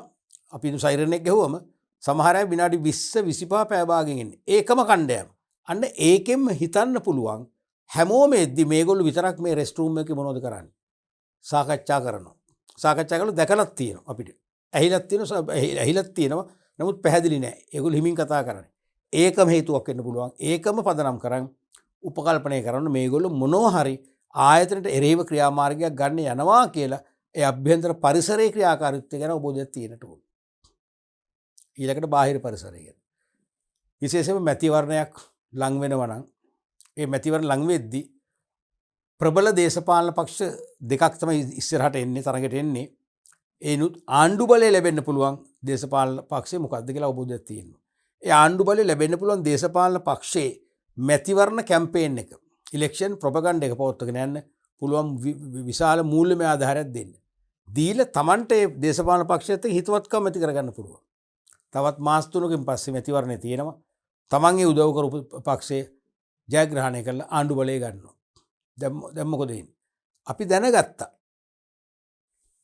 අනාගතයේ ආණ්ඩු බලය එන්නේ පක්ෂයට. ඒක දැනගත්තේ කියන්නේ මොකද්ද? අපි දේශපාලන පරිසරය රටේ නෛතික පරිසරය ගැන අපි සූක්ෂම අවබෝධයක් අරන් හිටියා. අපිට සාර්ව පරිසරයෙන් පිළිබඳව නිවැරදිව දැක්මක් තිබුණා. ඒ නිසා අපිට දැනුණා අපි එන එකට කල්ැතු සූදානම් වුණා. තේරුණාද? අන්න ඒ වගේ මේ සංකල්පනාත්මක කුසලතා අග්‍රකල්පනාකරණට අවශ්‍ය වෙන ගොඩක් වෙලාවට අභ්‍යන්තර හා බාහිර පරිසර බලපෑම් හඳුනා ගැනීමේ හැකියාව කියන එක තුලින්. දෙවෙනි එක තමයි සමස්තය විශ්ලේෂණය කිරීමේ හැකියාව. තේරුණාද? දැන් සංකල්පනාත්මක කුසලතා තියෙනවා නම් එක හැකියාවක් තමයි සමස්තය විශ්ලේෂණය කර ගැනීමේ හැකියාව. අපි හිතමු ආයතනයේ විකුණුම් සහ ලාභ අඩු වුණා. විකුණුම් සහ ලාභ අඩු වුණාට කමක් නැහැ. හේතුව විකුණුම් කරන්න බැරි මිනිස්සුන්ගේ ක්‍රය ශක්තිය අඩුයි. වසංගත රෝගී තත්ත්ව නිසා රැකියාව හිමි වෙලා ආයතන වහලා එහෙම හිතමුකෝ. එතකොට මිනිස්සුන්ගේ ආදායම අඩුයි. නමුත් ඒ වසංගත රෝගී තත්ත්වේ නිමා වෙලා ව්‍යාපාර සියල්ල විවෘත කරලා රියෝපන් කරලා ආදායම් අවස්ථා ලැබෙනකොට මේ ප්‍රශ්නේ ඉවරයි. තේරෙනවද? අන්න ඒ වගේ සමස්තය විශ්ලේෂණය කිරීම හැකියාවක් තියෙනවා. දැන් විකුණුම් අඩු තමයි. ලාභ අඩු තමයි. අපි ඒකට හැමදාම මුහුණ දෙන්නේ නැහැ. අපි මේ තත්ත්වය හැමදාම තියන අපි හැකීක්මනින් අපි නැවත ලාභදායී ව්‍යාපාර බවට පත් කරගන්නවා. තේරෙනවද? අනිත් එක තමයි ගැටලු තේරුම් ගැනීමේ හා විසඳීමේ හැකියාව. දැන් ඇත්තටම මෙහෙයුම් කටයුතු ආරම්භ කරන්න පෙරත් පවත්වගෙන යාමේදීත් මතුවෙන්න පුළුවන් ගැටලු ගැන හොඳ අවබෝධයක් තියෙනවා. ඒ ගැටලු වලට ඉක්මන් විසඳුම් ආදේශ කිරීමේ හැකියාවක් තියෙන්නට ඕන. එහෙම වුණොත් තමයි සාර්ථකව මෙහෙයුම් ක්‍රියාවලිය යන්න වෙන්නේ. එහෙම නැත්නම් ඇත්තටම ඒ ගැටලු වලට උත්තර ෂණිකව දෙන්න බැරි නම් මොකද වෙන්නේ? මෙහෙයුම් කටයුතු අක්‍රිය වෙනවා, අඩපණ වෙනවා. ඊළඟට තීක්ෂණව සිතීමේ හැකියාව නැත්නම් නිර්මාණශීලී චින්තනය. තීක්ෂණ බුද්ධියෙන් තීක්ෂණ ලෙස සිතීමේ හැකියාව තියෙන්න ඕන. නැත්නම් නිර්මාණශීලී චින්තනය තියෙන්න ඕන. මම එහෙම කියනකොට මම ඔබට කලින් කිව්වදෝ මතකයකුත් තියෙනවා. කමන්නේ කිව්වත් නොකිව්වත් මම නැවත කියන්නම්. ලංකාවේ ආණ්ඩු කරපු ශ්‍රේෂ්ඨ දේශපාලනඥයෙක් තමයි ජේ.ආර්. ජයවර්ධන කියන්නේ. ඒ කියන්නේ පරිණතව දේශපාලනඥයෙක් අවුරුදු 17ක් එක දිගට ආණ්ඩු බලය තියාගන්න තරම් එයා ශක්තිමත් වුණා. එයයි 1977 කාලේ සිරිමාව මැතිණියගේ ආණ්ඩු කාලේ මුදල් අමාත්‍ය ධුරය දැරූ ශ්‍රේෂ්ඨ ජනතා හිතවාදියා ඩබල් ඩොක්ටර් එන්.එම්. එයාට ඩබල් ඩොක්ටර් කියලා කියන්නේ ආචාර්ය උපාධි දෙකයි. එකක් ආර්ථික විද්‍යාව සම්බන්ධ ආචාර්ය උපාධිය. අනිත් එක දේශපාලන විද්‍යාව සම්බන්ධ ආචාර්ය උපාධිය. පුදුම මොලයක් නේ. ඒ දෙන්නම එකම ඉස්කෝලේ මිත්‍රයෝ. හැබැයි දේශපාලනේ සතුරු. කොමාරි ජේ.ආර්. ජයවර්ධන මහත්මයා මුදල් ඇමති ඉන්න කාලේ UNP ආණ්ඩුවක මුදල් ඇමති ඉන්න කාලෙක එකපාරට තෙල් අර්බුදයක් ආවා. ඒ කාලේ ප්‍රධාන තෙල් ප්‍රශ්නේ තියෙන්නේ භූමි තෙල්. මොකද ගෙවල් වල ලයිට් පත්තු කරන්නේ අර පෙට්‍රෝල් මැක්ස් අපිත් පත්තු කරේ ඒක කුප්පි ලාම්පු වලට හැම දෙයකටම ඒ වගේම ලිප ගිනි මොලවන්න ශක්තිය ලබාගෙන හැම දෙයකටම භූමි තෙල්. භූමි තෙල් නැත්තම් නිකන් ආහාර පාන නැතුව හා සමානයි. මේක ලොකු උග්‍ර ගැටලුවක්. මොකද ඇනවුම් කරපු තෙල් එන්න ප්‍රමා වුණා. අන්තිමට රජය හදිසි ඇනවුම් කරා වෙනත් රටවලින් ගෙන්නන්න. ඒ හදිසි ඇනවුම් ආවා. ඕඩර් කරපු එක විවිධ හේතු මත ප්‍රමා වුණා. දැන් ඒ හදිසි ඇනවුම් ටික ආවට ඇවිල්ලා ඒක අන්ලෝඩ් කරලා කියන්නේ ගොඩ බාලා අවසන් කරන්න ඔන්න මෙන්න තියෙද්දි අර කලින් ඕඩර් කරපු ප්‍රමා වෙච්ච නැවුත් දැන් ආවා. දැන් මොකද වෙන්නේ? මේ කලින් නැවු ටික හිස් කරලා අවුට් හාබර් එක නැත්නම් පිටතවරයට ගන්නකම් අර නැවු ගන්න බෑනේ. එහෙනම් දින සමාට සති ගාණක් යනවා. මේක බාබා මොකද ඒ කාලේ අද වගේ අර කෙලින්ම ටැංකර්ස් නෑ. දැන් අද නම් ලේසින් ටැංකර්ස් නේ තියෙන ටැංකි නැවුනේ. කෙලින්ම තෙල් පොම්ප කරනවා. පොම්ප කරලා ගොඩ බාන. ඒ කාලේ අර බැරල් එකින් එක බාන්න ඕනේ. සති ගාණක් යන වැඩක්. තේරුණාද? අන්න එතකොට ඕලහල් ඇති විදේශ නෞකාවක් ලංකාවට පැමිණ තේරුණාද? පැය 24ක් ඇතුළත ඒගොල්ලෝ බාදේ නැව් වාර්තාව පරීක්ෂා කරලා නැව පරීක්ෂා කරලා එතුළට ගන්න ඕන එක තමයි නීතිය. පැය 24කට අඩු කාලයක් ඒ කියන්නේ වැඩි කාලයක් ගත්තොත් ඒකටත් අපි නැව් සමාගමකට ගාණක් ගෙවන්න ඕන. නැව් සමාගමකට ගාණක් ගෙවන්න ඕන. එහෙමනම් අපි දුමු දැන් අර කලින් නැව් ටික ආවනේ දැන් පස්සේ ඕඩර් කරපු නැව් ආවේ කලින් නැව් ටිකත් ආවා. දැන් අර පස්සේ ඕඩර් කරපු නැව් ඉන්ධන ටික ගොඩ බාලා එළියට ගන්න කාර නැව් ගන්න විදියක් නැහැ. එහෙනම් ඒ නැව් වලට දින ප්‍රමා වෙනවා. ප්‍රමා වුණාම සාමාන්‍යයෙන් ඉහළ දඩපුලියක් ගෙවන්න වෙනවා. අපි ඒකට කියන්නේ ඩමරේජ් කියලා. ප්‍රමා ගාස්තුව ගෙවන්න වෙනවා. කාටද ගෙවන්න වෙන්නේ? නැව් සමාගමට. ඒක රුපියල් මිලියන කෝටි ගණන් ගෙවන්න ඕනේ. දැන් මේක මුදල් ඇමති වශයෙන් JRට ලොකු ප්‍රශ්නයක් වුණා. එයා බැලුව ප්ලෑන් කරලා හරියන්නේ නැහැ. බැරිම තැන තමන්ගේ පරණ මිත්‍රයාට කෝල් එකක් ගත්තා. ඒ ගත්ත හේතුව මොකද? ඒ නැව එක දවසක් හරි පරක්කු වෙනවා කියන්නේ මෙහෙ. හරිද? මිලියන ගාණක් නැව් සමාගමට ගෙවන්න වෙනවා රජයට. ඒක කෝටි ගාණක් පාඩුවක්. එහෙම වුණාම වෙන්නේ ඒක එතකොට මුදල් ඇමතිවරයාගේ ආණ්ඩුවේ මිස්ටේක් එකක්නේ. කළමනාකරන දුර්වලතාවයන්නේ. අන්තිම පාර්ලිමේන්තු සචිවාට ගිහිල්ලා මුදල් ඇමතිවරයාට තමයි චෝදනාව කරන්නේ විශේෂ විරුද්ධ පක්ෂේ. අන්තිමට JR කෝල් එකක් අරන් එන්නේ මම මේ සෑහෙන කල්පනා කරලා මේකට විසඳුමක් නැති තැන තමයි වඩ ගත්තේ. මට මේක ලොකු ප්‍රශ්නයක් වෙලා තියෙනවා. මේකට හරි උත්තරයක් ගත්තේ නැත්තම් මට පාර්ලිමේන්තුව ගිහිල්ලා ඉවරයි. අපේ ඔපොසිෂන් මේ පාටි එකේ මෙම්බර්ස්ලා ටික මගේ කෙලින්ම ඔළුව පලනවා. එහෙම තමයි කිව්වේ. විරුද්ධ පක්ෂය මගේ ඔළුව පලනවා. ඇයි? කෝටි ගණක් නාස්ති කරයි කියලා. මොකද්ද එයාට කියන්නේ ජේ කියලා මිත්‍රකමට කියන්නේ. මොකද්ද ජේ ප්‍රොබ්ලම් කියලා ඉංග්‍රීසියෙන් ඇහුවලු. මෙන්න මේවා ඕකට ඔච්චර ඔරියෙන්න එපා. ඔයා හෙට ප්‍රෙස් එකේ හෙඩ්ලයින් මේ ප්‍රෙස් එක කියලා කියන්නේ ඒගොල්ලෝ පත්තරේ. ප්‍රෙස් එකේ කියන්නේ පත්තරේ හෙඩ්ලයින් එකක් දාන්න ලබන සතියේ ඉන්ධන මිල 50%කින් වැඩි වෙයි. ලබන සතියේ ඉන්ධන මිල 50%කින් වැඩි වෙයි. කියලා ප්‍රෙස් එකේ කියන්නේ පත්තරවල හෙඩ්ලයින් එක දාන්න කිව්වා. ප්‍රශ්නේ දෙන්නේ බලන්න දැන් JR මුදල් ඇමති වෙලා පැය ගාණක් දින ගාණක් කල්පනා කරලා නැති ප්‍රශ්න උත්තරයක් හොයන්න බැරි වුණාට එන්නෙම් පෙරේ ප්‍රශ්නේ කියනකොටම තපර ගාණෙන් කියන බොහොම සැහැල්ලුවෙන් පීඩනයක් නැතුව කොච්චර හිතන්න එපා හෙට ප්‍රෙස් එකට නම් පත්තරේ හෙඩ්ලයින් දාන්න ලබන සතියේ 50% තෙල් මිල වැඩි වෙයි කියලා. වැඩි කරන්නේ නැහැ. දැන් වැඩි වෙයි කියලා වැඩි නොකරොත් මිනිස්සු කැමතියිනේ. වැඩි කරන්නේ නැහැ කියලා වැඩි කරොත් මිනිස්සු වීදි බහින්නේ. තේරුණාද? ඒ JR මොකද NM ගේ යෝජනාවේ හානියක් අනුරහණයක් නැහැ. කොහොමද වැඩි කරන්න දෙ හේතුවක් නැහැ නේ මේ බොරුවක් නේ කරන්නේ. මොකද උනේ? හිතන්න බෑ මොකද්ද වෙන්නේ නැත්තේ. උනේ මිනිස්සු කලබල වුණා. දැන් සමහර රටවල මේ දවස්වල ඉන්ධන හිඟ තියෙනවානේ. ඉන්ධන පෝලිං ඉඳලා මිනිස්සු පීඩනේ පාරවල් වහනවානේ. අපේ රටේ වගේ නෙවෙයි සමහර රටවල හරි මේ දුෂ්කරයිනේ. ඉතින් ඒ වගේ හිතන්න මොකද උනේ? මිනිස්සු කලබල වුණා. ඇයි 50 මිල නගිනවනේ. දැන් මම නම් සාමාන්‍යයෙන් ඉන්ධන මිල වැඩි වෙනකොම සාමාන්‍යයෙන් මම මගේ වාහනේ අරන් ගිහලා පොලිම ඉදලා තෙල් ගහන්නේ. මොකද මට ටිකක් පෝලිං වල ඉන්න එකටන් අරන්. මට කාලේ මොකද අපි ගොඩක් වෙහෙසෙන කට්ටියනේ. පැය 4ක් වගේ දවසක සාමාන්‍යයෙන් පිටි දාගෙන අපිට වැඩ තියෙනවානේ.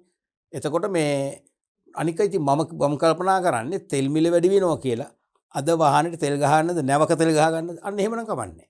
නැවක තෙල් ගහ ගන්න පුළුවන් නම් පොලිම ඉදලා ගහ ගන්න. එතකොට අපිට අවුරුද්දක් යනකම් අර මිල නැග්ම බලපාන්නේ. ඒක එක සැරේයිනේ. මම මේ වාසි බලන්නේ. එතකොට මිනිස්සු කලබලයිනේ. ඒ මිනිස්සු කලබල වෙලා මොනවද කෑන්, බූලි, බැරල්, බෝතල්, ටින් හම්බෙන හැම එකක්ම අරන් මොකද කරන්නේ? පෝලිං ගවල ෂෙඩ් වල. මොකද ටට්ටක් ගාල් තෙල් ටික දුන්නා. ටට්ටක් ගාල් තෙල් ටික ඉෂු වුණා. ඉෂු වෙනකොට මොකද උනේ? අන්න වරාය තෙල් ගබඩාවල මේ ගුදම් වල බංකස් වල තෙල් ඉස්සුණා. ටක් ගාලා අර පස්සේ ආපු නැවුල තෙල් ටික මොකද කරන්නේ? ගොඩ බාලේ යවුවා. අන්න පමා ගාස්තු අඩු කරගත්තා.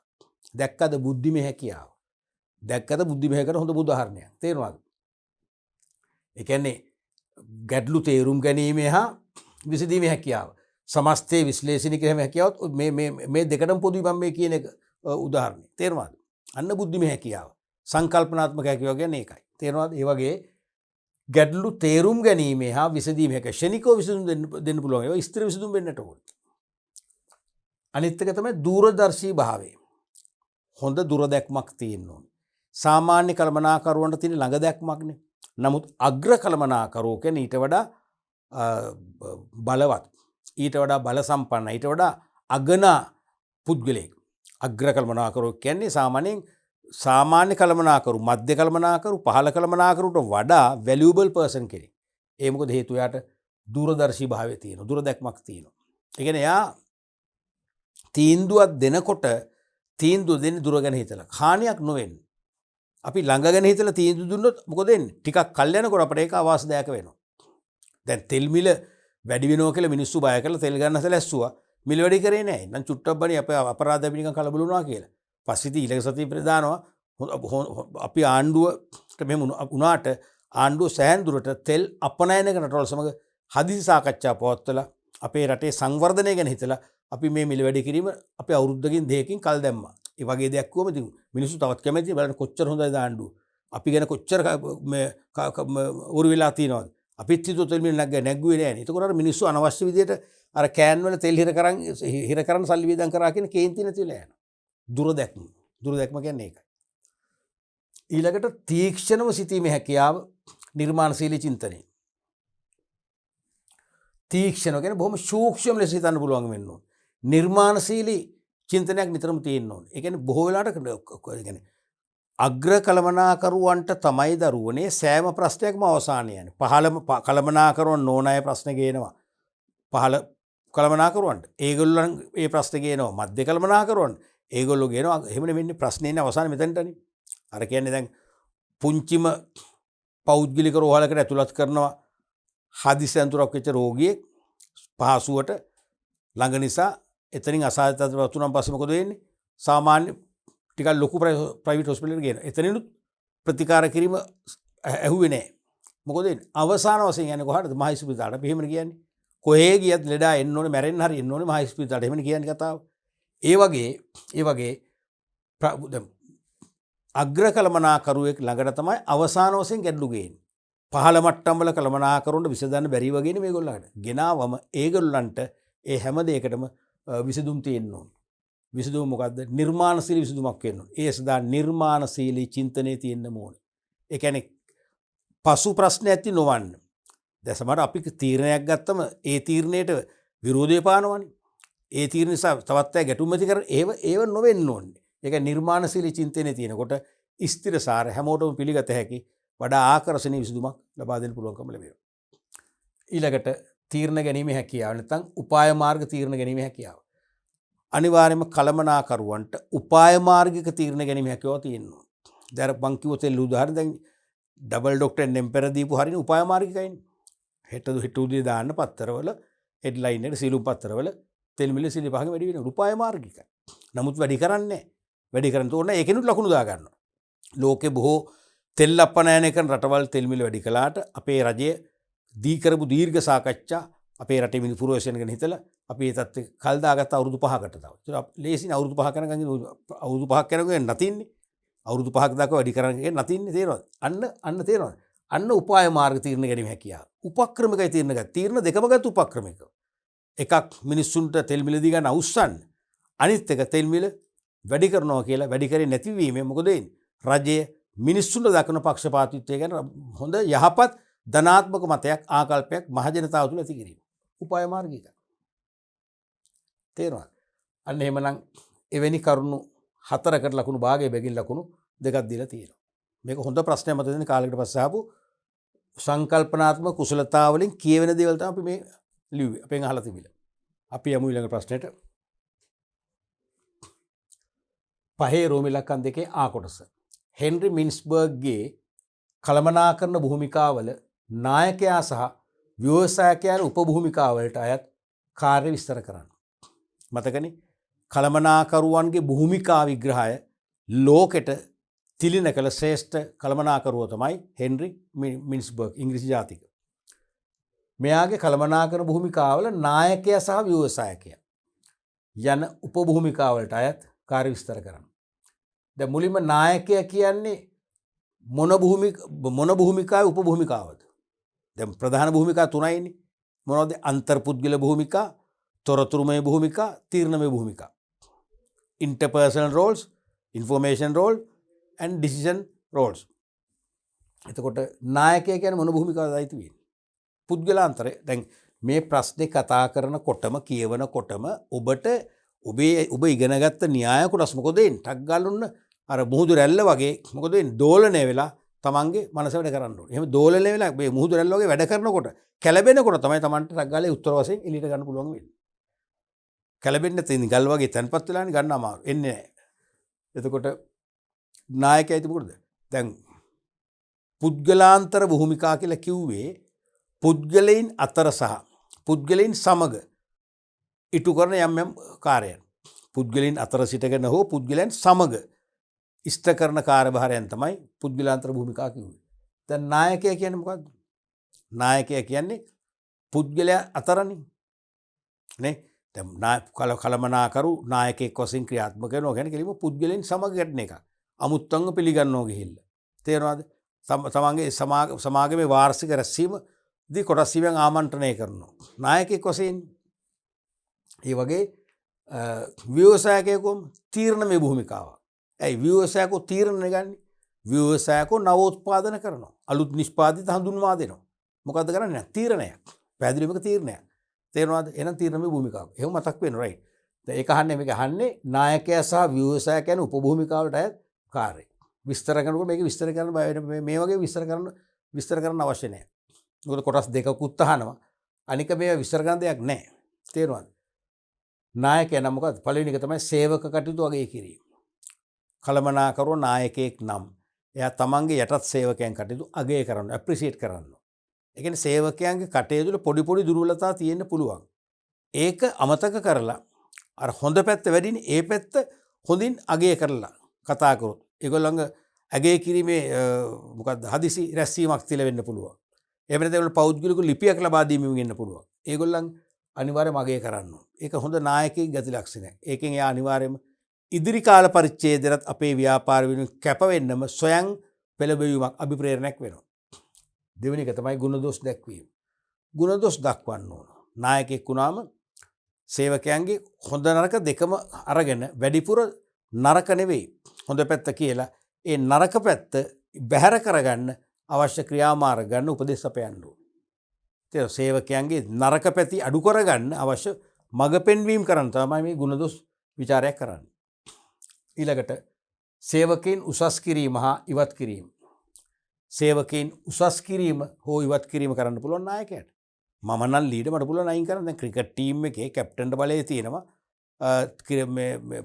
පුහුණුකරුවා හරි තේරීම් කමිටුව හරි කිව්වොත් මෙයා මෙන්න මේ පන්දු යවන්නත් ගන්නේ නැහැ. මට පන්දු යවන්න දෙන්නෙක් ඇති.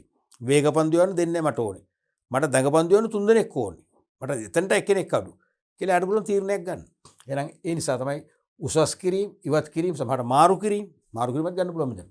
මාරු කිරීම එකත් ගන්න පුළුවන්. ඒ වගේ මේකට කියන්නේ මොකද්ද? සේවක චලන. සේවක චලනයක්. උසස් කරා, මාරු කරා සේවක එහාට මෙහාට කියන චලනයක්නේ. අනික සේවක අභිප්‍රේරණය. සේවකයින් සොකීය කැමැත්තෙන් වැඩ කරන තත්ත්වයට පෙළඹවීමට පුළුවන්කම තියෙන කාටද? නායකයන්ට. තේරෙනවද? නායකයට පුළුවන් තමන්ගේ සහකරුවන් අභිප්‍රේරණය කරන්න. දැන් සමහර ක්‍රිකට් ටීම් වල හිටපු පුහුණුකරු අපේ පව 95 වර්ල්ඩ් කප් එක අපි ගනිද්දී හිටපු පුහුණුකරු මොනතරම් සේවකයන් මොටිවේට් කරමුද? මොනතරම් අපේ ක්‍රීඩකයන් මොටිවේට් කළාද? ඒක ක්‍රීඩකයන්ගේ එක එක පසු කාලීන කතන්දර වලින් අපි පත්තර වලින් දැකලා තියෙනවා. ඒගොල්ලෝ කියපුවා ඒ පුහුණුකරු පුදුම විදියට මේ ක්‍රීඩකයෝ මොටිවේට් කරලා තියෙනවා. නැත්නම් අපි 95 වර්ල්ඩ් කප් එකක් ගහන්න හිටපු කට්ටිය නෙවෙයිනේ. අවසානයේ අපි දැක්කා වර්ල්ඩ් කප් මැච් එක ලඟ වෙනකොට අපේ ක්‍රීඩකයෝ අපි කියන්නේ ආවේශ වෙලා වගේ කියලා පුදුම විදිය වෙනසක් දැක්කා. ඒ කාලේ 50 ඕවර් එකක ඕ පළවෙනි ඕවර 15 ගහන්නේ නැහැ දරුවනේ. ඩිෆෙන්ස් එකේ ඉන්න ෆෝර් ඩිෆෙන්ස් යන්නේ. පිරිවෙලා දාන අර බෝලේ සයින් එක යනකම් ලකුණු 25යි 30යි ගහන්නේ. අන්තිමට 175ක් 180ක් කියන්නේ අද නිකන් ලකුණු 400ක් ගැහුවා වගේ. 175ක 80ක් ගම මැච් එක දිනන්නේ නැති. නමුත් අර නායකයා පුහුණුකරුවා කියන කළමනාකරු කියන නායකයා දීපු උත්තේජනය මොටිවේෂන් එකත් එක්ක අපේ සේවකයන් මොකද උනේ? අපි කියන වගේම අපේ ක්‍රිකට් ටීම් එකේ අය මොකද උනේ? උද්දීපනය වුණා, ආවේශ වුණා. මොකද උනේ? සනත් ජයසූරිය, රොමේෂ් කලුසන දෙන්න පළවෙනි පන්දු ඉඳන්ම 6-4 ගහන්න ගත්තා. සමහරට පළවෙනි ඕවර 15 ඉවරෙදි ලකුණු 150ක් පැනලා. ඉතින් සාමාන්‍යයෙන් 50 ඕවර්ස් යනකොට ලකුණු 300 350 400 දක්වා ගෙවුවා. මැච් දිනන්න බැරුණා. ඒ කියන්නේ අපිට වර්ල්ඩ් කප් එක ආවේ. ඒ කාලේ මට මතකයි ඉන්දියාවෙන් 15 ශ්‍රේෂ්ඨ ක්‍රිකට් ක්‍රීඩකයෙක් වූ සචින් තෙන්ඩුල්කර් කියනවා ලංකාවට අපි 999ක් 18 එකක් අඩු 999ක් ගහලා බැට් කළ දුන්නත් වැඩක් නැහැ අපි වරදිනවා. හේතුව ඒගොල්ලෝ 1000ක් ගහනවා. හිතන්න. ඒ වගේ ඉන්දියාවේ ප්‍රබල ක්‍රීඩකයෙක් අපේ ටීම් එකට දීපු සහතිකේ මොනතරම් අගේද? 999ක් ගහලා දුන්නත් අපිට දිනන්න බෑ. හේතුව ඒගොල්ලෝ 1000ක් ගහනවා. ඒ තරම් ප්‍රබලත්වයට කියන මොකක්ද හේතුව? ප්‍රධානම හේතුව ඒ ක්‍රීඩකෝ කාලයක් තිස්සම කිව්වනේ පසු කාලෙක ඉත්තමනාපකම් ඇති වුණා. ඒ කියන්නේ අර දීපු උත්තේජනය. එයා පුදුම විදිහට මොටිවේට් කරලා තියෙනවා. ඒ නිසා නායකයන්ට පුළුවන් සේවකෝ පුදුම විදිහට අභිප්‍රේරණය උත්තේජනය කරලා ඒගොල්ලන්ගේ උපරිම කාර්ය සාධනයක් ලබා ගන්න පුළුවන්. උපරිම කාර්ය සාධනයක් ලබා ගන්න පුළුවන්. හරිනේ. මෙන්න මේ වගේ කරුණු දෙකකට ලකුණු භාගයකින් ලකුණු එකක් දීලා තියෙනවා. නායකයෙක් ලෙස භූමිකාවට අයිති කාර්යයන්. ඊට පස්සේ ව්‍යවසායකයා කියන තීරණමය භූමිකාවට අයිති කාර්යයන්. පළවෙනි එක නව ව්‍යාපෘති හඳුන්වා දීම. new projects අලුත් ව්‍යාපෘති හඳුන්වා දෙනවා කියන්නේ එහෙනම් කළමනාකරෝ ව්‍යවසායකයෙක්. ව්‍යවසායකයා නව උත්පාදනය කරන්නේ. තේරෙනවද? අනික ක්‍රියාවලි හඳුන්වා දීම. process නිෂ්පාදන ක්‍රියාවලිය. පළවෙනි කාර්යස්ථානයේදී අමුද්‍රව්‍යයන් වෙනසකට ලක් කරනවා. දෙවන කාර්යස්ථානට ගමන් කරනවා. කොහොම කියලා අවසන් කාර්යස්ථාන ඒ වගේ නිෂ්පාදන ක්‍රියාවලිය. අලුත් නිෂ්පාදන ක්‍රියාවලිය. දැන් තියෙන ක්‍රියාවලිය තුල දුර්වලතා තියෙනවා. නිෂ්පාදන වේගය අඩුයි. ගුණත්වය අඩුයි. එහෙනම් අලුත් නිෂ්පාදන ක්‍රියාවලිය තුලින් ඒ தත්ත්වය සමනය කරගන්න පුළුවන්. එහෙනම් ඒකත් නව නිර්මාණාත්මක දෙයක්. ඊළඟට සංවිධාන ව්‍යුහය වෙනස් කිරීම. මතකයිනේ ඒක සංවිධාන ව්‍යුහය මේ වගේ.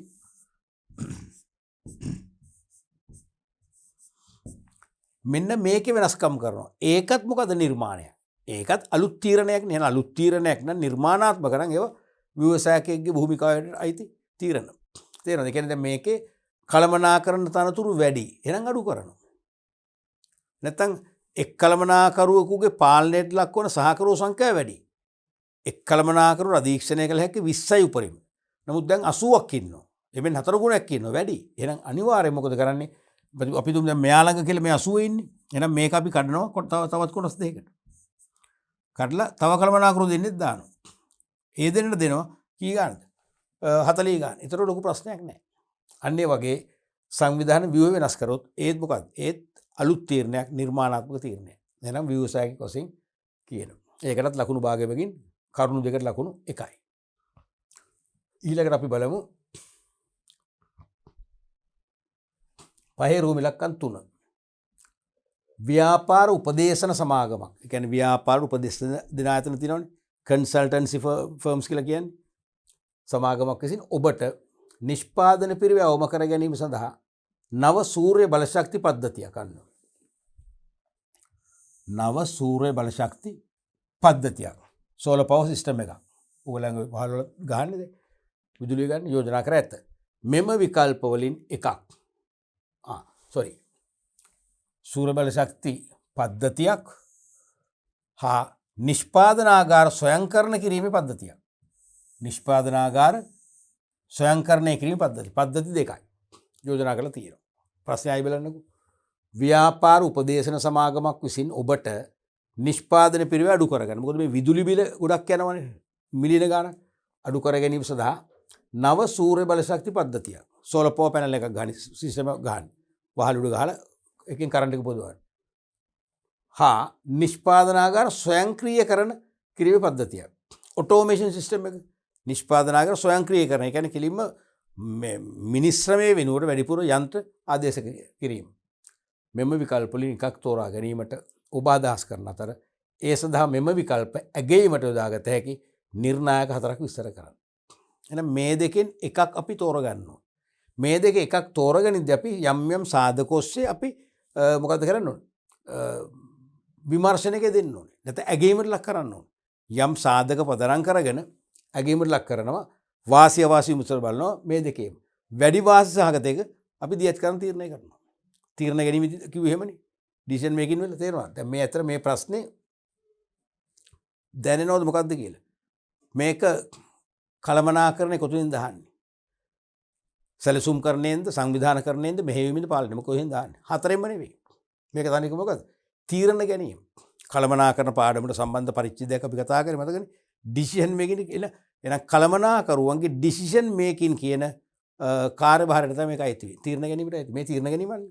එහෙනම් සූර්ය බල ශක්ති පද්ධතියක් ස්ථාපිත කරනවද? නිෂ්පාදනාගාර ස්වයංකරණ කිරී පද්ධතිය ස්ථාපිත කරනවද? දෙකම කරනවද කියලා තීරණ කරද්දී සලකන සාධක කීපයක් තියෙනවා.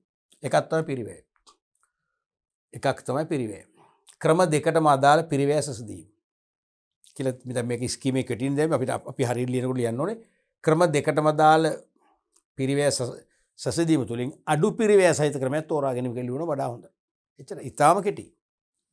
දෙවෙනි එක තමයි භාවිත කිරීමේ හැකියාව. භාවිත කිරීමේ හැකියාව. ඒ කියන්නේ අදාළ කාර්යයට යොදාගත හැකි දෙයක්. මේ කියන්නේ අපි මේ තෝරගන්න අපි නව සූර්ය බල ශක්ති පද්ධතියක් එනම් සෝලර් පවර් සිස්ටම් එකක්. Solar power panel. සවීකරනකොට අනිවාර්යයෙන්ම පිරිවැය අඩු වෙන්න ඕන. එහෙම නැත්නම් අනිත් එකේදී පිරිවැය අඩු වෙන්න ඕන. පිරිවැය අඩු ක්‍රමයක් තමයි තෝරගන්නේ. ඊළඟට දෙවෙනි එක තමයි භාවිත කිරීමේ හැකියාව. භාවිත කිරීමේ හැකියාව. ඒ කියන්නේ අදාළ කාර්යයට යොදාගත හැකි දෙයක්. අදාළ කාර්යයට යොදාගත හැකි දෙයක්. ඒ කියන්නේ අපි දුමු අපේ ව්‍යාපාරේ මහා පරිමාණ යන්ත්‍රෝපකරණ නිතර ක්‍රියාත්මක වෙනවා. එතකොට ඒකට අඛණ්ඩව කියන්නේ හයි වෝල්ටේජ් එකක් ඕනේ. තේරුණාද? එතකොට සූර්ය බලශක්ති පද්ධති නැත්තම් සෝලර් පවර් පැනල් සවි කරොත් මේ විශාල විදුලි දහනයක් සහිත යන්ත්‍රෝපකරණ වලට මේක ඇතිද මදිද කියන එක සලකලා බලලා තමයි තීරණය කරන්න වෙන්නේ. ඒ වගේම නිෂ්පාදනාගාර ස්වයං ක්‍රියාකරණ කිරීම පද්ධතියක්. ඒ කියන්නේ අර පිළිම පරිගණක මෙවලම් සහිත නවීන යන්ත්‍ර පාවිච්චි කරොත් ඒ යන්ත්‍ර වලට කොච්චර කරන්ට් එකක් යනවද? ලොකු කරන්ට් එකක් දැන් නොයන්න පුළුවන්. මොකද හේතුව දැන් අලුත් යුනිට් ගැජට් හයි කරලා තියෙනවානේ. ඉන්වර්ටර් සිස්ටම් කියලා තියෙනවා. ඉන්වර්ටර් එක හයි කරනවා. ඉතින් ඒකෙන් අපර මේ කරන්ට් එක දෙනවා. අර කරන්ට් ඉතුරු වෙනවා. තේරෙනවද? අන්න ඒ වගේ අනිවාර්යයෙන්ම බලනවා දැන් භාවිත කිරීමේ අදහස් කරන එකයි මහා පරිමාණ යන්ත්‍රෝපකරණ තියෙනට විශාල විදුලි දහනයක් ඕනේ. මේ සෝලර් පවර් පැනල් එක ඔක් කරන්න පුළුවන්ද? බැරි නම් අපට අනිත් විකල්පයට යන්න. තේරුණාද? ඊළඟ එක තමයි අහන්නේ අදාළ කාර්යයට යොදාගත හැකිද යන්නේ. 3 phase කරන්ට් තියෙන තැනක දැවැන්ත යන්ත්‍රෝපකරණ ක්‍රියාත්මක කරවන්න පාවිච්චි කරන්න පුළුවන්ද කියන එක. ඊළඟ එක තමයි භාවිත කිරීමේ යෝග්‍යතාව. අදාළ කාර්යයට සුදුසුද යන්න. දැන් අපිට අදාළ කාර්යයට මේ ක්‍රම දෙකම හෝ එකක්වත් ගැලපෙ සුදුසුද ගැලපෙනවද? ගැලපෙනව නම් තමයි අපි මේක තෝරගන්න නැත්නම් තෝරගන්නේ නැහැ. ඊළඟට සාපේක්ෂ වැදගත්කම. ආයතනයේට සපරදායි වන විකල්පය කුමක්ද? ආයතනයේ පැත්තෙන් ආයතනයට වාසිදායක විකල්පය මොකද? ඒක ඕන අපි තෝරගන්න. ඔන්න වගේ තවත් බලුම් පිළිතුරු ඇති හැපැත්තේ. ඔව්. අනික පරිසර හිතකාමී බව. පරිසර හිතක මතක දෙන්න අපි මේ තෝරගන්න ඕනෑම විකල්පයකින් පරිසරයට හානි වෙන්න බෑ.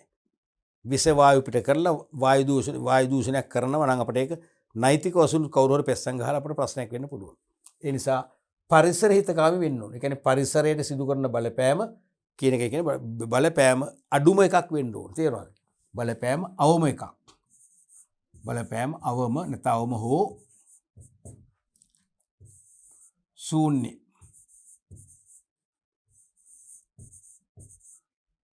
ශූන්‍ය ක්‍රමය. තේරෙනවද?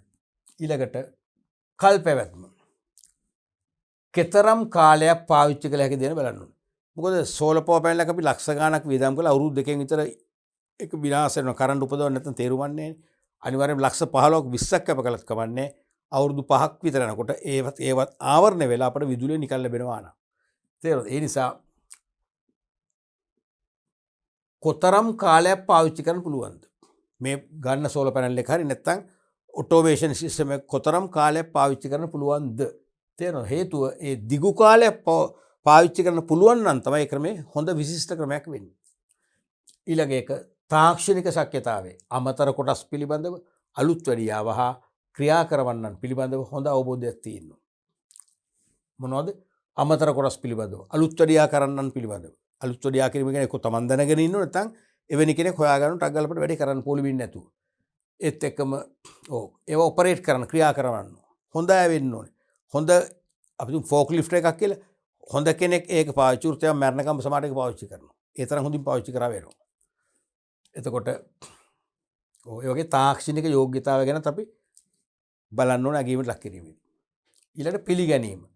ආයතනයේ පිළිබඳව අනෙකුත් පාර්ශ්වයන්ගේ කැමැත්ත. ආයතනයේ සම්බන්ධයෙන් බාහිරින් එල්ලවන බාහිර පාර්ශ්වයෙන් එල්ලවන කැමැත්ත අනිවාර්යයෙන් හිතකර එකක් වෙන්නට ඕනේ. ඒකත් බලන්නට ඕනේ. අනික පැවැත්ම. තාක්ෂණයේ යල්පැනීමට ඇති දෙකට. දැන් තාක්ෂණ ලෝකයේ තාක්ෂණ පරිසරය ඉක්මනින්ම යල්පයින්නවනේ. එහෙනම් තාක්ෂණ යල්පැන ගියන් පස්සේ මොකද වෙන්නේ? තාක්ෂණ යල්පැන ගියන් පස්සේ ඒ ව්‍යාපාරය හදන භාණ්ඩය වලටත් මොකද වෙන්නේ? ඉල්ලුම ක්‍රමයෙන් අඩු වෙනවා. ඉල්ලුම අනිවාර්යයෙන්ම අඩු වෙනවා. මෙන්න මේ වගේ සාධක අපි දැන් 9ක් කිව්වට ඉල්ලන කීයද 4යි. නම් කිරීමට ලකුණු භාගය බගින් 4යි ලකුණු 2යි. විස්තර කිරීමටත් ඒත් අර වගේමයි කරුණු 4ට ලකුණු භාගය ගන්න ලකුණු 2යි. ඔන්න වගේ මේ තනිකර මේ ප්‍රශ්න මොකද්ද? ඩිසිෂන් මේකින් විකල්ප තීරණ ගැනීම. අපි බලමු ඊළඟ ප්‍රශ්නෙත්. පහේ රෝම ඉලක්කම් 4. අන්තිම ප්‍රශ්නේ මේ අහන මේ ප්‍රශ්නේ තුල සංවිධානකරණයේ පියවර නම් කර ඉන් පියවර 3ක් කෙටියෙන් විස්තර කරන්න. මතකනේ මම ඕක තීරිපාට උ කරද්දි කිව්වා එක්කෝ අහනවා සැලසුම් කරන්නේ පියවරයන්. එක්කෝ අහනවා සංවිධානකරණයේ පියවර. වැඩිපුරම අහන්නේ ඕක. ඉඳ හිට අහනවා පාලන කරන්නේ පියවරයන්. 4 4. මේ දෙක තමයි වැඩිපුර අහන්නේ. මේකෙත් වැඩිපුරම අහන්න මතක තියාගන්න. සැලසුම් කර පියවර ගොඩක් තියෙන සාමාන්‍ය ඒක අහනවා අඩුයි. ළමයිට සාහන දෙන්න වෙන්නේ නැති. මේක නිරන්තරයෙන්ම අහන්න. වැඩිපුරම අහන්නේ මේක.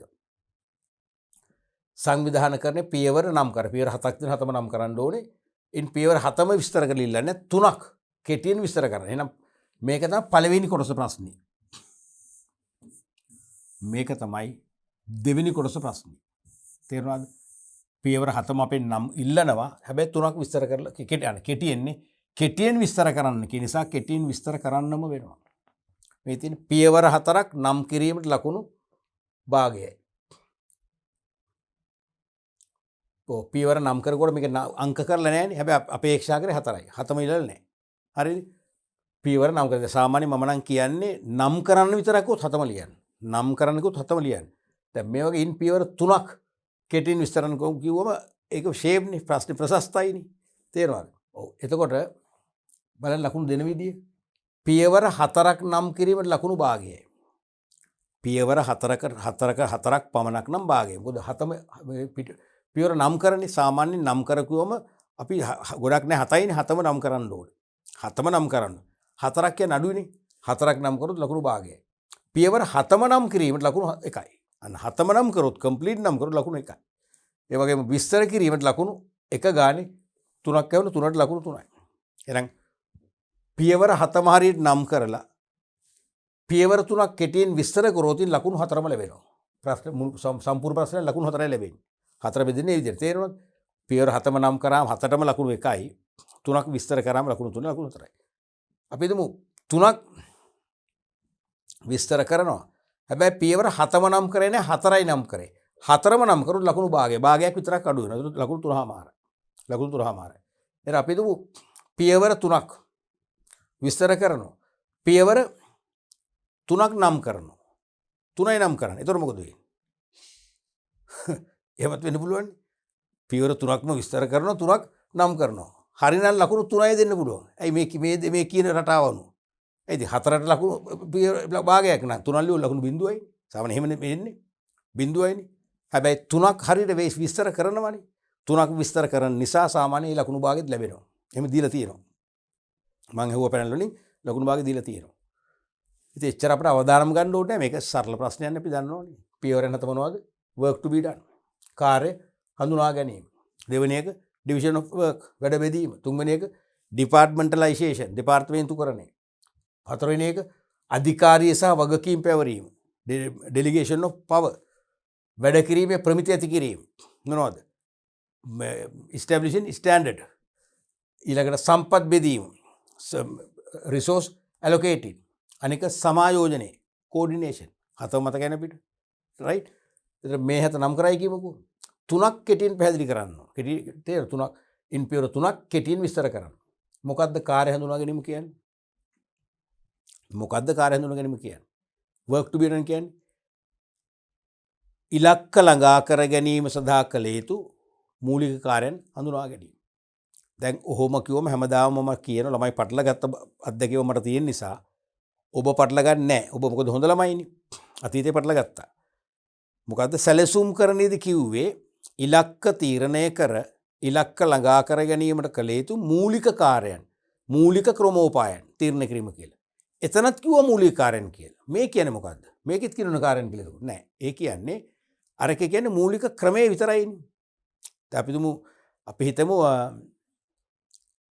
විශ්වවිද්‍යාල සිසුන්ගේ ප්‍රායෝගික දැනුම වර්ධනය කරන්න.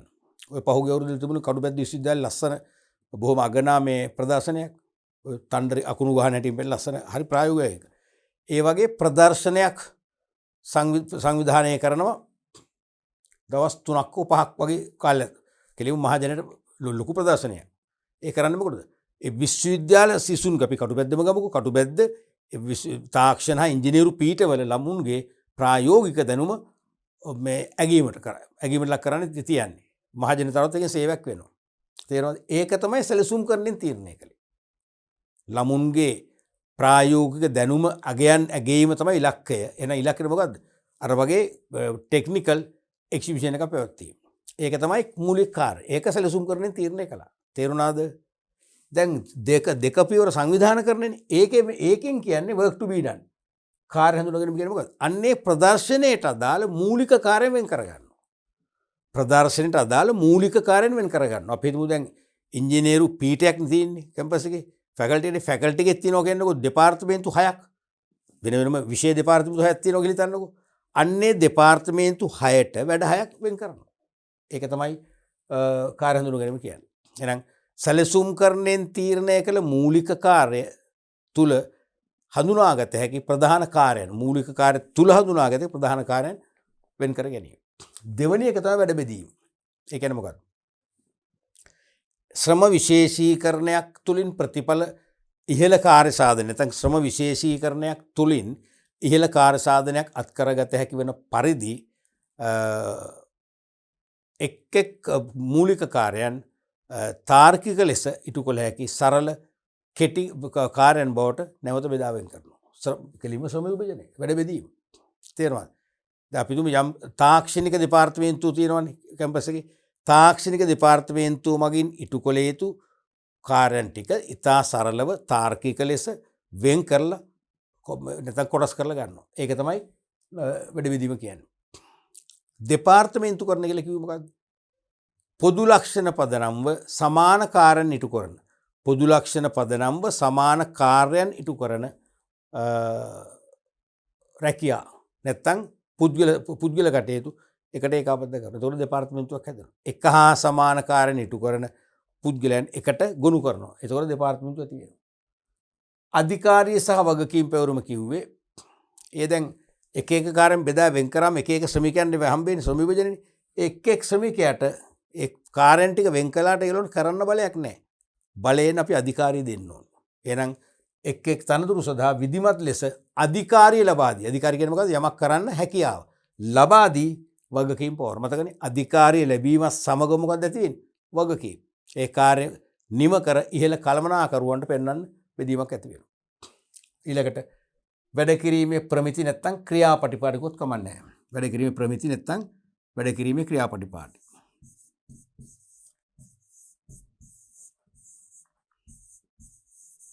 වැඩ කිරීමේ ක්‍රියාපටිපාටි තීරණය කරනවා. ඒ කියන්නේ විවිධ නීති රීති පනවල තේරෙනවද? සමහරට වැඩ කණ්ඩායම් ඇති කරලා සුපරීක්ෂකවට යම් දේවල් පවර නිරීක්ෂණය කරන පවරල අන්න වැඩ කිරීමේ ප්‍රමිති ඇති කරනවා. ඊළඟ එක තමයි සම්පත් බෙදා දීම. සෑම අංශයකම සෑම තනතුරකටම පැවරුණු කාර්ය නිශ්චය කරන්න අවශ්‍ය සම්පත් ලිපි ද්‍රව්‍ය වෙන්න පුළුවන්, එහෙම නැත්නම් යන්ත්‍ර වෙන්න පුළුවන්, උපකරණ වෙන්න පුළුවන්, පරිගණක වෙන්න පුළුවන්. ඒ සම්පත් තියෙන ටික සාධාරණ පදනමක් යටතේ බෙදා දීම. ඊට පස්සේ සමායෝජන කිව්වේ මොකක්ද? ඉලක්ක ළඟා කර ගැනීම දෙසට සියලුම දෙපාර්තමේන්තු හා සියලුම සේවක කටයුතු හොඳින් යොමු කරවීම, හොඳින් හැරවීම. තේරෙනවද? දැන් ඉලක්කේ තියෙනවා. ඉලක්කෙට නිකන් යන්නේ නැහැනේ. සියලුම දෙපාර්තමේන්තුවල සියලුම තනතුරු වල කටයුතු හොඳින් මිශ්‍ර වෙන්න ඕන. හොඳින් මිශ්‍ර කරලා දැම්මොත් තමයි අන්න ඉලක්කයට යන්නේ. ඒක තමයි සමායෝජන කියන්නේ. සංවිධාන කරන පියවරේ වටිනාම වැදගත්ම කාර්යය තමයි සමායෝජන කෝඩිනේෂන් කියන එක. ඉලක්ක ළඟා කර ගැනීම දෙසට සියලු දෙපාර්තමේන්තු හා දෙපාර්තමේන්තු වල තනතුරු වල කාර්යයන් යොමු කරවීම. ඉතින් යොමු කරවන්න වාචික උපදෙස් අපේනවා කියලා කිව්වා. රැකියා පිරිවිතරය මගින්, රැකියා විස්තරය මගින්, ඩේලි ජොබ් කාඩ් එක මගින්, ඒ විවිධ ක්‍රම මගින් පුළුවන් සියලුම අංශ සියලුම රැකියාවල කාර්යයන් ඉලක්ක ළඟා කර ගැනීම දෙසට යොමු කරන්න. අන්න ඒ වගේ ඉතාම කෙටියෙන් ඕනෑම තුනක් ප්‍රශ්නයක් නැති වඩා හොඳ පිළිතුරු උඩින්ම ලියවනවා. තුනක් විස්තර කරනවා. ඒ වගේ විස්තර කොට ලකුණු එක ගන්න තුනක් හම්බ වෙනවා. පැහැදිලිනේ? රයිට්.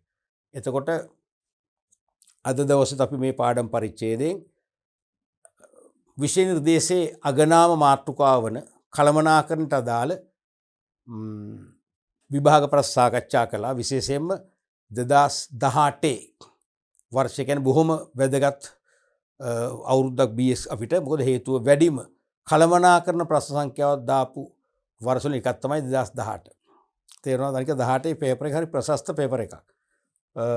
එතකොට ඒ 2018 බොහොම ප්‍රශස්ත ඒ වගේම නිර්මාණශීලී ප්‍රශ්නත් කීපයක් තිබුණා. අපි ඒ සෑම ප්‍රශ්නයකම ස්වරූපේ තේරුම් ගත්තා. කන්ට්‍රෝලින් චීෆ් අපේක්ෂිත ලකුණු අපේක්ෂිත උත්තර ධාරිතාවයේ සහ උත්තරවල ස්වභාවය අපි තේරුම් ගත්තා. ලකුණු දීමේ ක්‍රියාපටිපාටිය ගැන අත්දැකීම් ගත්තා. ඊට අමතරව අපි සමහර ප්‍රශ්න වෙනත් කෝණයන්ගෙන් අහන්න පුළුවන් වන ආකාරය ගැන අපි ඉඟිබිඟි දුන්නා. එහෙම ව්‍යායාම ඔයගොල්ලෝ කරන්න කියලා අපි කිව්වා. ඒ නිසා හොඳ විශ්ලේෂණයක් කරේ. මම හිතන්නේ දැන් අපි 2018 ඉඳන් 2000 දක්වා වර්ෂ 18කනේ 18ක විභාග ප්‍රශ්න සෙකන්ඩ් පේපරට අදාළව සාකච්ඡා කරලා නිම කරා. මේ නිම කිරීමත් සමගම දැන් ඔබට කළමනාකරණයෙන් අහන ඕනෑම ව්‍යුහගත ප්‍රශ්නයක් ඕනෑම ව්‍යුහගත ප්‍රශ්නයකට උත්තර ලිවීමට අනිවාර්යයෙන් ඔබ යහුසුළු වෙන්න ඕනේ. ඔබට හැකියාව තියෙන්න ඕනේ, කැමැත්ත තියෙන්න ඕනේ, ඇල්ම තියෙන්න ඕනේ. මොකද සමහරකට පිළිතුරු ලියන්න ඇල්මක් නැහැනේ. සර් කටින් කියන්න අපිට ලියන්නම් එහෙම ඇත්ත ඉන්න ඇල්මක් නැහැ. නමුත් ඒ ඇල්ම ඇති කරගන්න ඕනේ. අනිවාර්යයෙන්. තේරුණාද? ඒ නිසා දැන් ඔබට සැහැල්ලුවෙන් යහපත් ධනාත්මක මානසිකත්වයෙන් පිළිතුරු ලියන්න පුළුවන්කම තියෙනවා. අපි ඊළඟ පාඩම් පරිච්ඡේදයෙන් කතා කරන්න බලාපොරොත්තු වෙනවා මේකට අදාළව ආදර්ශ ප්‍රශ්න කීපයක්. කියන්නේ ලබන අවුරුද්ද වල විභාගයට යොමුවෙන්න පුළුවන් ප්‍රශ්න. අපි ඒකත් වැදගත්. අපි ආදර්ශ ප්‍රශ්න සාකච්ඡා කරන්න බලමු ඊළඟ පරිච්ඡේදයේ මගින්.